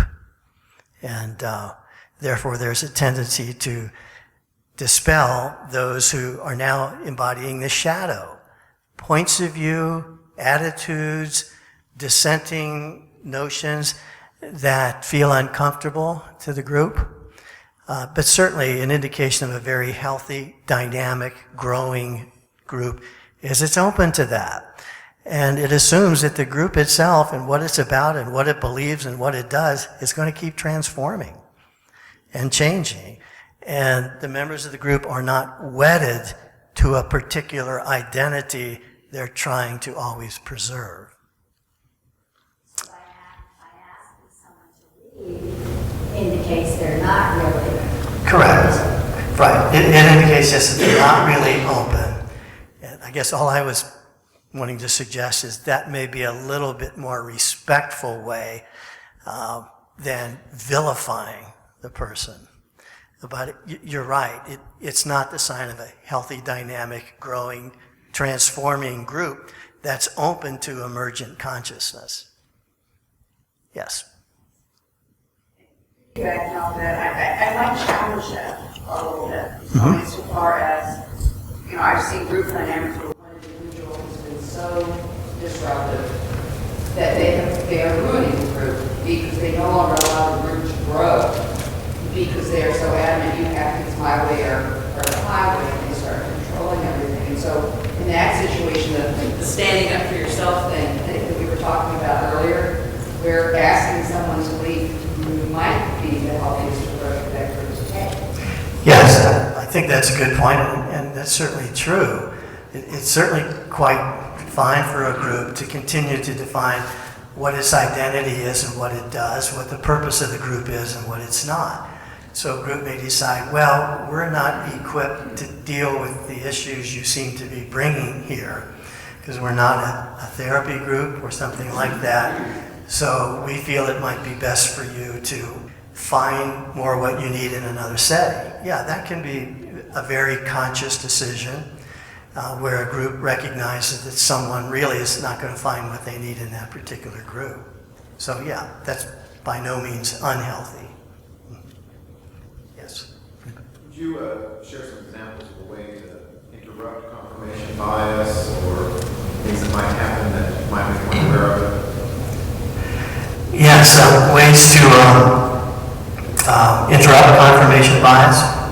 Well, and it's an essential factor, I think, in overcoming polarization.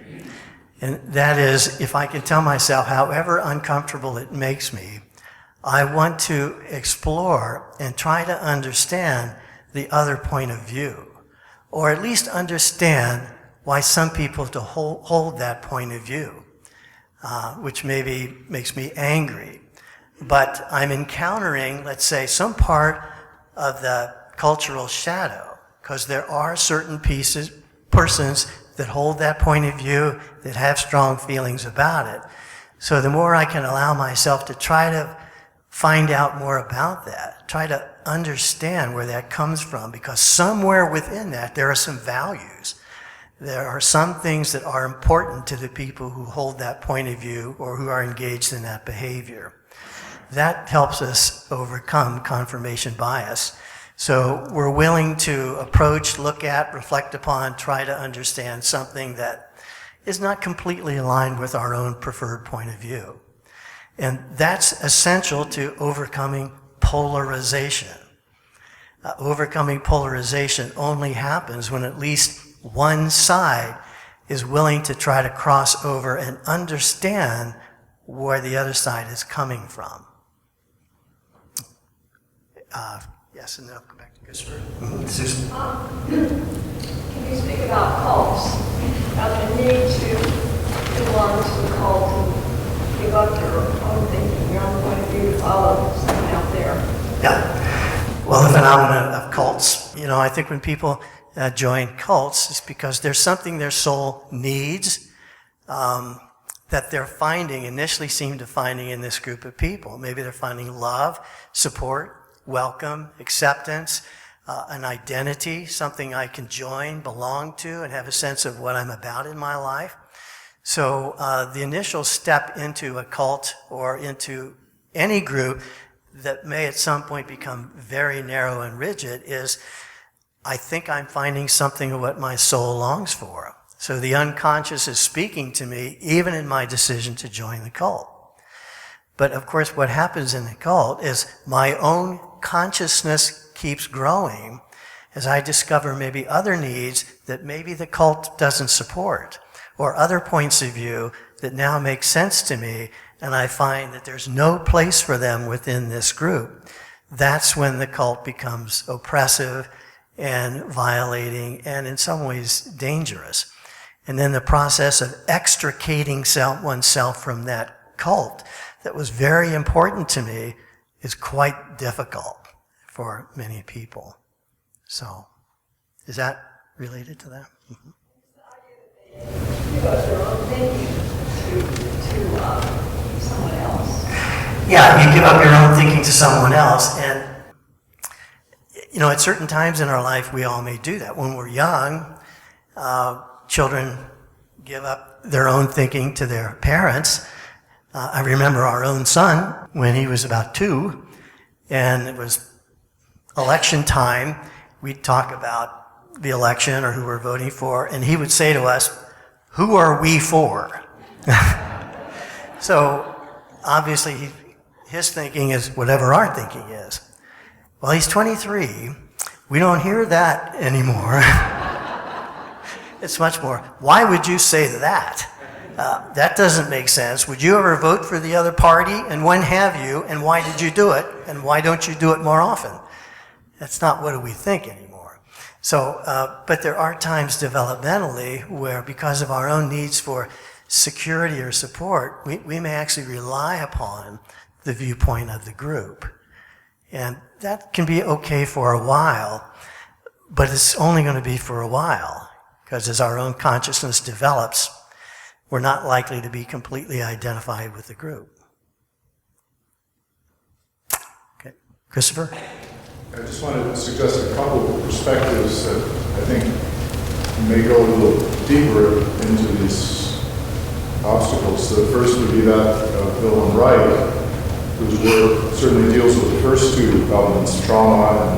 And the first would be Wilhelm Reich's view that armoring is a manifestation or a cause, really. It's a response to trauma. It involves a narcissistic factor, but above all, it's a biophysical reality for Reich. So Reich's work is dealing not just with consciousness, but with its biological origin, and it seems to me that's a cause that might, or at least in his work, in the work of his school, has been very effective. Secondly would be that of Marx, who says things very similar to what you said about fixity and his whole critique of ideology, which is really what Marx's work is addressing, I think, to a great extent, notwithstanding the fact that his followers made an ideology of his own work to his consternation.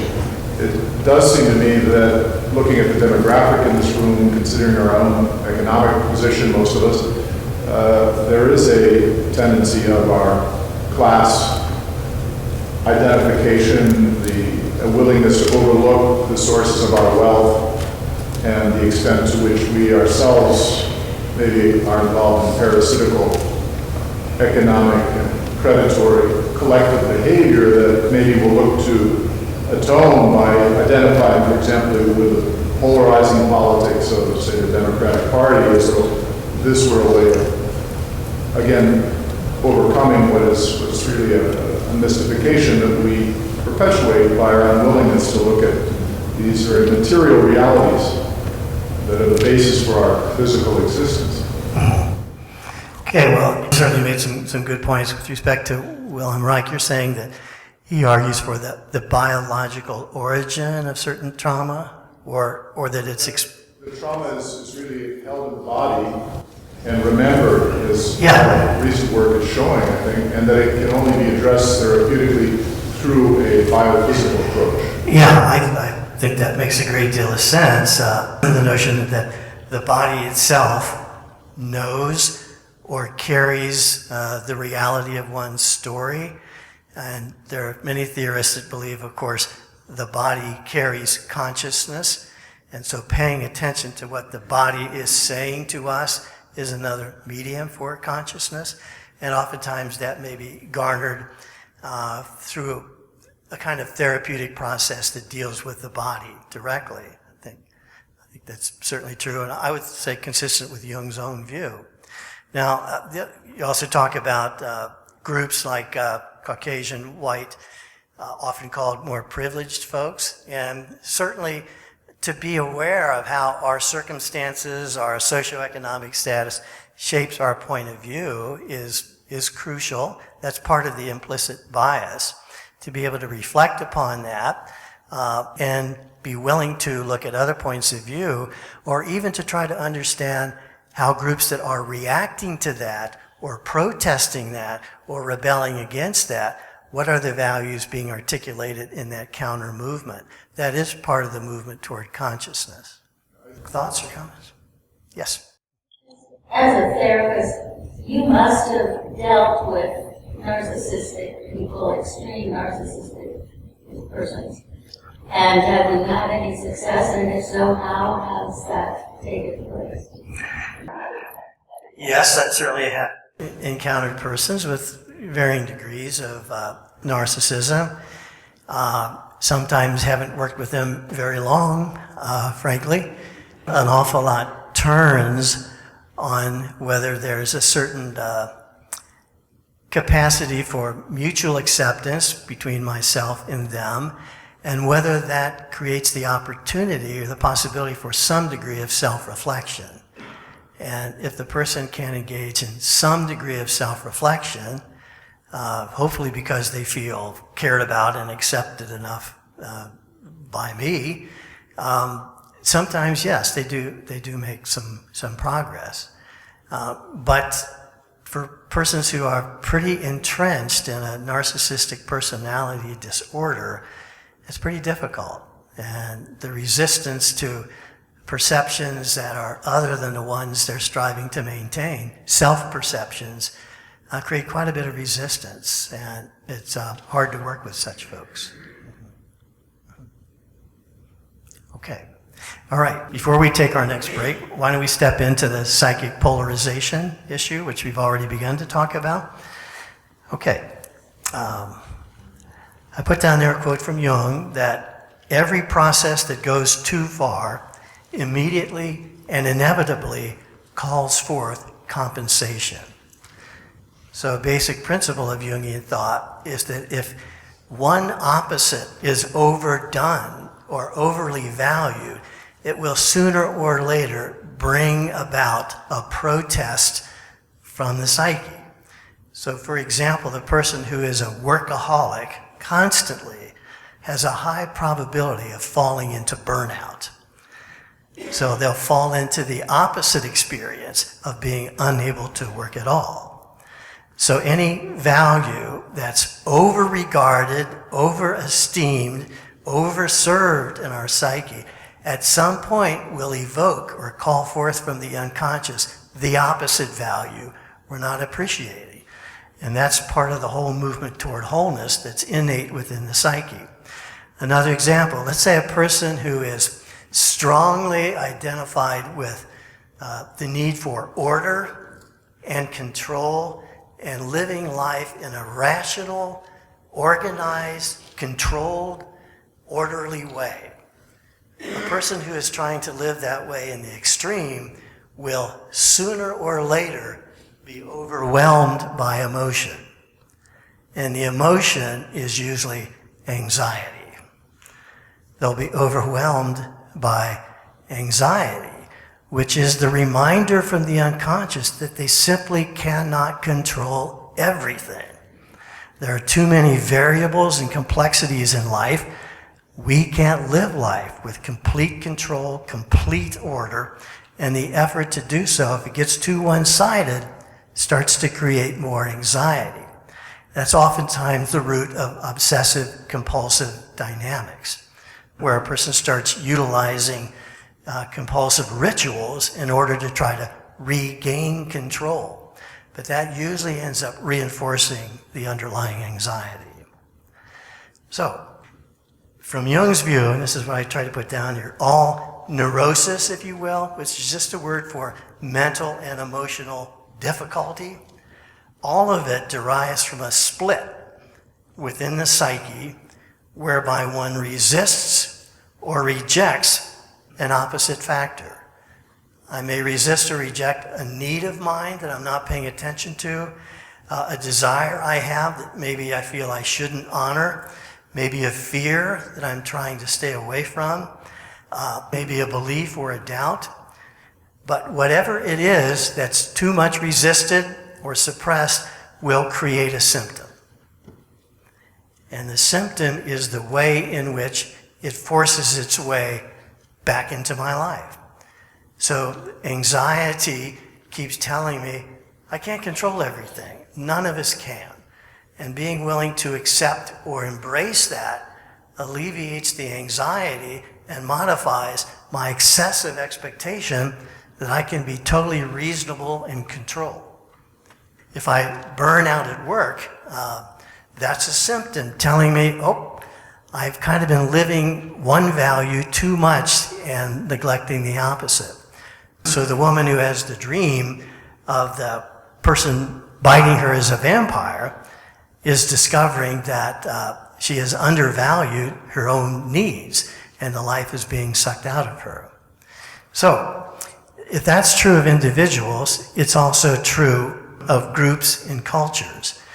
To the extent that one value gets exalted too much, it will create a reaction. And that's the basis of revolutions, protests, and conversions. The other values within the culture now start pushing back. So you get Black Lives Matter, you get Me Too, you get other groups saying, wait a minute, our particular values or needs are not being sufficiently attended to. Now, if the culture can embrace that, or at least get in dialogue with those groups, you don't have polarization. However, if one group remains fixed in its point of view and the other group fixed in its point of view, now you have a completely polarized situation, which will create more conflict and usually eventually violence of some sort. So, all difficulty, conflict, neurosis within us as individual comes when we've undervalued some part of ourself or lost touch with it. And the same is true in our culture. Now, I want to read to you another quote from Jung, which may sound a little strange. It gets very much to the heart of our own political situation. I'll have it here in a minute. Now, this is 1933, and Jung quotes the Taoist principle of Yin Yang, that all life, reality, all forces are conceived as opposites that are always in dynamic interplay with one another, and that's how life proceeds. And just to illustrate that, this is the Yin Yang symbol that all of you are probably pretty familiar with. It's a portrayal of the fact that all forces in life are organized or set up as opposites. As one increases, the other decreases. And as you can see, within each opposite, there's the seed of the other opposite. And when something starts to loom too large, the counter value will start to move forward. So if I work too hard, I start to burn out. Now that's true in the culture as well. Jung puts it this way. In classical Chinese philosophy, there are two contrary principles. The bright yang, sometimes thought of as masculine, that's just one way of describing it, that focuses on productivity, initiative, accomplishment, light, and the dark yin, which focuses on nurturance, receptivity, moistness, not dryness. Of these it is said that always when one principle reaches the height of its power, the other principle is stirring within it like a germ. This is another particularly graphic formulation of the law of compensation by an inner opposite. Whenever civilization reaches its highest point, sooner or later a period of decay sets in. But the apparently meaningless and hopeless collapse into disorder without aim or purpose, which fills the onlooker with disgust and despair, actually contains within its darkness the germ of a new light. So, I think he's saying that when a civilization or a culture is making progress in a certain way, there will probably be a retrogressive experience. Because the forces within the culture that are not yet aligned with that viewpoint will present themselves in the form of protest or disagreement, or they will create a symptom. And that's the way in which the culture is basically being told, we have to get more familiar with the darker, shallower side that's now showing up. So, if there is within the culture, and I would submit it's certainly true in our culture, that there is unresolved fear, there is unresolved anger, there are experiences of feeling disenfranchised, that will start to emerge at some point. That's what might be expected. And then there's an invitation for the rest of the culture to try to understand what is being experienced from that point of view.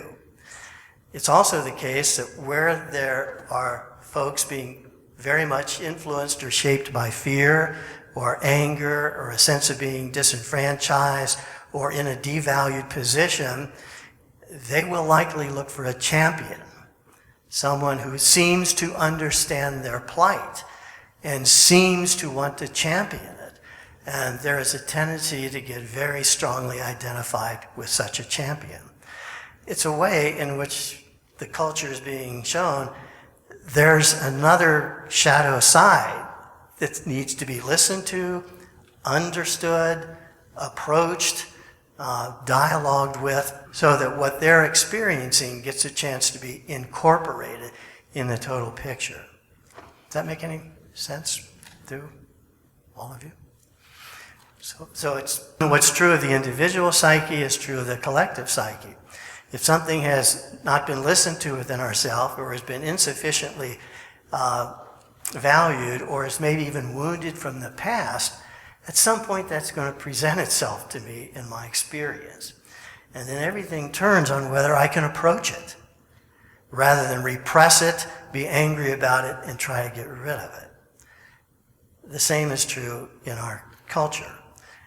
When something is reverberating and presenting itself in the form of protest, disagreement, and especially if there's a lot of unconscious material, fear, anger, maybe guilt, that's an indication that there's a whole nother segment of our cultural reality that has to be understood more, has to be listened to, has to be given some value so that it can eventually be integrated into the whole in a way that's not so oppositional and then not so polarized. So the critical element then in resolving a polarized position is a willingness to try to understand the person or persons in the other position, and a willingness to not demonize or insult them by seeing them as evil, destructive, stupid, and that we'd be better off without them. There's always an impulse along those lines. I want to share one more thing with you along these lines. I think this is somewhat the position that two authors who wrote the book, How Democracies Die, eventually came to that point of view. Stephen Levitsky and Daniel Ziblatt, two Harvard historians, actually government professors, wrote this recent study, which I think is very good, on how democracies die. And one of the conclusions they come to that struck me, because it strikes me as rather Jungian, is that it does not all depend upon how good one's constitution is. You can have a great constitution, well written, with all kinds of checks and balances. That's not enough to maintain a democracy. They believe there are two essential qualities that leaders or those involved in directing the country have to have. One is tolerance, a capacity to tolerate the other point of view with which you may totally disagree and that may instill all kinds of anger and that you may think is actually destructive. One can tolerate that and tolerate that the persons expressing it are coming from some values that they have. Because if one cannot tolerate, there will be a tendency to annihilate. And then you get polarized positions reinforced. The other quality that they consider essential is forbearance. Interesting term, forbearance. And what they mean by that is the willingness to not use all of one's power and all of one's rights to overwhelm the other point of view. Because there's always a tendency to do that. Forbearance means I don't necessarily use all of my power or all of my rights to completely overwhelm the other point of view, because that will merely create another counter-reaction. And sometimes the common good is served if I don't use all of my power over the other group, because sooner or later they may find themselves in the position of power as well. So in effect, what they're saying is it's very crucial to be able to tolerate the opposite, have some respect and regard for the opposite, try to understand the opposite, and not use all the dominance one has to eliminate it or destroy it or to repress it. So what's true of the individual psyche is also true for the culture, and in some way, that's the way to minimize polarized positions. Okay. Why don't we, yes? Anya, do you have a comment? Yeah, I kind of have an issue with that. I'm trying to integrate that, and I'm looking at like one specific thing, and that is like white supremacy. You know? Yeah. How do we integrate? I mean, that's almost inconceivable in my mind. How do we integrate white supremacy? Or bear that, you know? Okay, well, that's a good example. So white supremacy, many of us, and myself included, have a strong negative reaction to that. It seems excessive. It seems, well, shall we say racist or whatever. But understanding where white supremacy comes from is crucial. Understanding why do persons join this group? What's the meaning of the intensity of their anger and their fear? And perhaps it's connected, for example, in a sense of loss of power, loss of influence, loss of position that feels very unsettling and threatening. Maybe that's part of it. And maybe it's connected to experiences in their lives where they have lost influence or feel like they've been devalued in some way. Well, if we can begin to understand that and maybe even begin to listen to some of the attitudes that come from that sector, there's at least a chance in which we can begin to integrate it and understand that there are real life experiences that have probably shaped why they're drawn to that position. Then we're no longer seeing them as intrinsically evil, to which the only result is to completely eliminate them. That, of course, will produce a counter-reaction. So that's not an easy thing to do, but we'll talk a little bit later after the next break that we'll take in a minute. I'm going to talk a little bit about levels of consciousness, and higher levels of consciousness reflect the capacity to do that, to empathize with that which is almost offensive to oneself, and to try to understand what human factors have given rise to that. Then there's a chance of some degree of rapprochement at some point. I don't know how much that helps. But So it's certainly okay to have a strong negative point of view and to see a certain attitude as destructive. But if that's going to transform, one has to try to get some understanding of where it comes from. So it's like a person individually. Let's say I fly into rages at times. Now somebody can oppose me and not like that, but until they help me understand the rage, it's probably not going to change. So, all right, let's take about a 5-minute break, can we?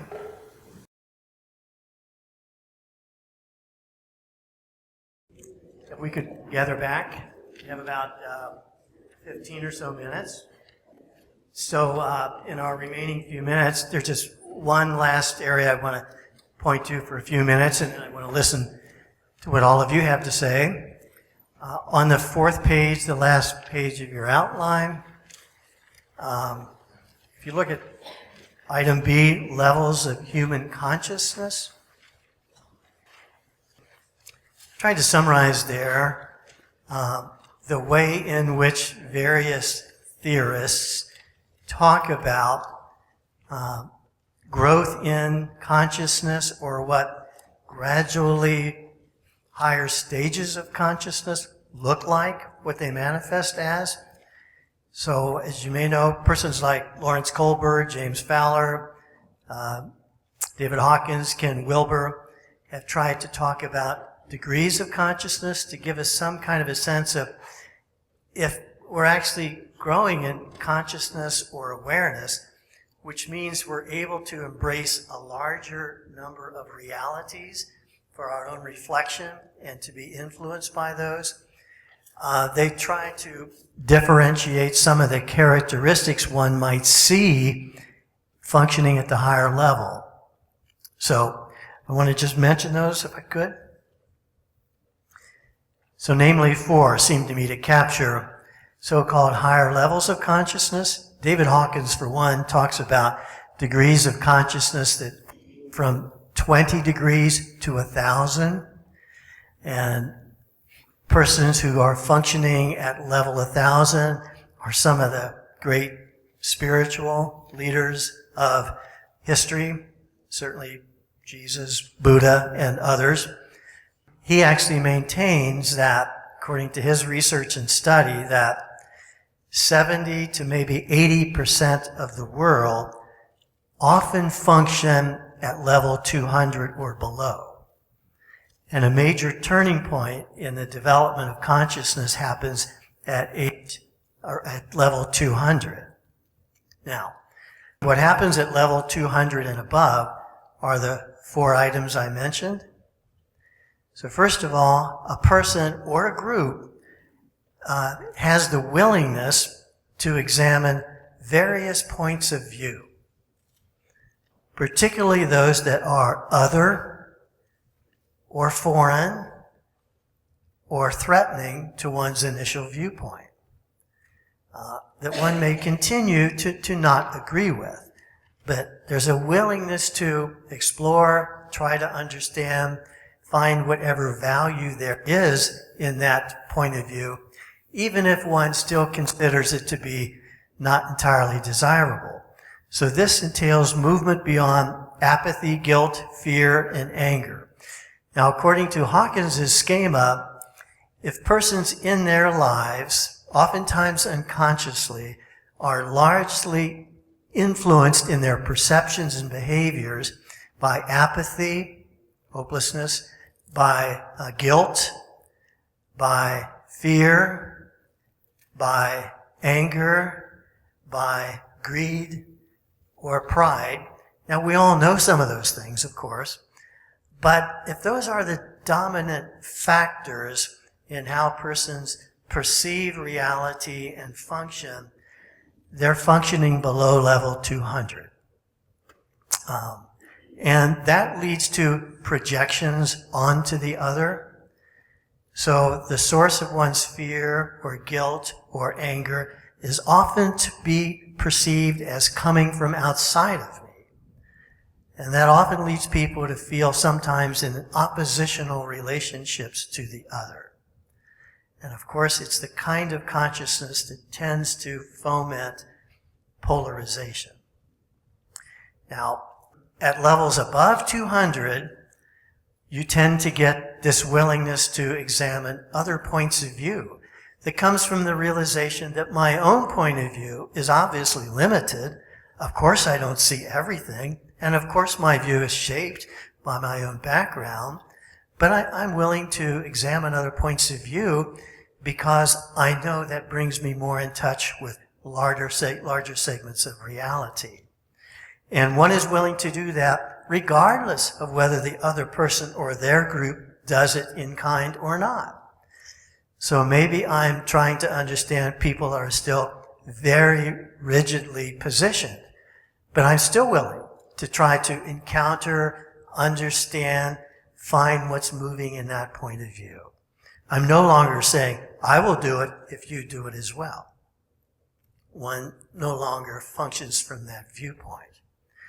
Now, what's also true of these higher levels of consciousness, which merely mean that they're more comprehensive of reality, you find non-dualistic thinking.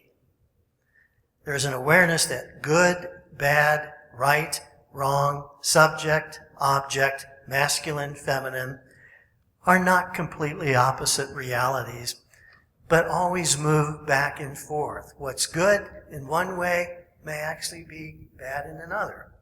I often think of, let's say, the parent who gets up in the middle of the night to take care of the crying child.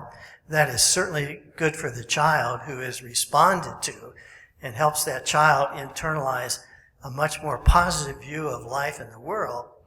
Let's say the next day the husband or wife has to go to work and they're worn out, shot, and not functioning very well. Well, it's not helpful in that respect, but that's part of reality. That there's always a mixture of good, bad, right, wrong, strong, weak, winning, losing. They're always at interplay. And we're always trying to discern what is the best way to proceed for the sake of the common good. That's a more non-dualistic perspective. And it's a perspective that therefore doesn't see others as the object or the enemy. Because in some way, I'm related to them. Their experiences are experiences I can probably connect to at some level. So non-dualistic thinking. Thirdly, there is a growing capacity to discern what is life-serving for all beings, while recognizing the interplay of creative and destructive forces is part of nature. So one's capacity to actually discern what is life-serving, not just for me, not just for my tribe or my family or my religious group or my culture, but what generally might be life-serving for all of being itself. One's capacity to be interested in that, understand that, and to opt for that is increasingly enhanced. Now that's true at higher levels of consciousness. It's like one's capacity to perceive well-being and what promotes it gets broader. And lastly, there generally tends to be a movement toward an attitude of loving compassion for all beings, which reflects the interconnectedness of all of reality. There's usually a growing awareness, appreciation, and belief in the interconnectedness of all things. And therefore there's more of a spirit of care about or compassion for all beings. Now some of that may seem kind of inaccessible to us, certainly at times, but nonetheless, it's the kind of consciousness or outlook that starts to prevail more at some of these higher stages. And it's a consciousness that tends to defuse polarization, because no one is really viewing the world in quite that way. Even if there are people who are doing seemingly quite destructive things that I do want to oppose and prevent them from continuing to do, I still don't see them as intrinsically evil beings. They're beings who have been shaped problematically by other early forces in their life, for which I have compassion. Now, it's kind of hard to get to that place, but that's some of what's evident there. Just as one little kind of example of that, if I might, I want to read you a very short little passage from a book called The Art of Happiness, written by a psychiatrist, Howard Cutler, who based his book on interviews with the Dalai Lama. And he asked the Dalai Lama at one point this question. He said, "Are you ever lonely?" Expecting the Dalai Lama to say, "Well, yes, of course, we all get lonely at times." The Dalai Lama said, "No." And Cutler was kind of surprised, so he asked him again. He said, "No, surely you do get lonely at times." And the Dalai Lama said, "No, not really." So he asked him, "Well, what do you attribute that to?" This is what the Dalai Lama said. "Well, I think one factor is that I look at any human being from a more positive angle. I try to look for their positive aspects. This attitude immediately creates a feeling of affinity, a kind of connectedness, and I feel connected to them. And maybe it's partly because on my part, there's less apprehension, less fear that if I act in a certain way, maybe they will lose respect for me and think I am strange. I don't find myself with that fear and apprehension. I think maybe that's the kind of openness that makes me feel always connected." So it seems to me that those kind of comments capture some of the dimensions of that higher level of consciousness, or an attitude that just seems to be governed by compassion and a feeling of relatedness, even with those persons whose way of behaving and functioning are pretty odious to me. So that's, I like close then, if I might, and then I'll see if any of you have anything to say. I just want to look at one dream, one last dream. Some of you may have seen it before. But it's a dream that in me, it doesn't even hardly need interpretation. It sort of captures what we've been talking about all morning, or trying to. It's dream number 4. Dream of a man in his 60s. A spaceship lands on the ground and is half buried. So a spaceship from another realm. There is no reaction from the people in the region. But some of us go to see it. It stirs, and a commander appears who indicates that they have come to make repairs to keep the Earth's trajectory functioning. So they've come for repair. Then the spaceship flies away at dusk. Now the people in my group who have witnessed this have a small pinhole in the side of their cheek with pure light showing through it. The light spreads through each person's face and eyes. I seem to have it too. Then the earth vibrates and moves and then is back to normal in a way. The spaceship glides above and then disappears. The people in the region are unaware, but the light in our faces remains. It's a dream about experiencing an encounter with kind of a higher source of wisdom from beyond, wherever beyond is. It's certainly the unconscious realm that seems to have come to create some more balance on Earth, to help its trajectory to get itself more balanced. Many people are not even aware of it and don't see it, but this group of people does. They go out to the other, to the strange, to the foreign, maybe to the threatening, to try to understand what's it here for. And they end up with light going through their face, eyes. So there's a light or a consciousness that has somehow been picked up that they now go forth with, even though many other people are still not aware. Seems to me it's just kind of an image of the encounter with a larger movement of wisdom that sometimes comes to us in our lives individually and collectively to bring another insight, to bring a way of seeing things, looking at things that brings a little bit more light. Remember, Jung said that as far as he's concerned, the purpose of our being here is to bring light into the darkness of mere being by creating a little more consciousness. Seems to me that dream just seemed to capture some of that dynamic, so I thought I would close with that. Thank you. I guess we're 12:30. So,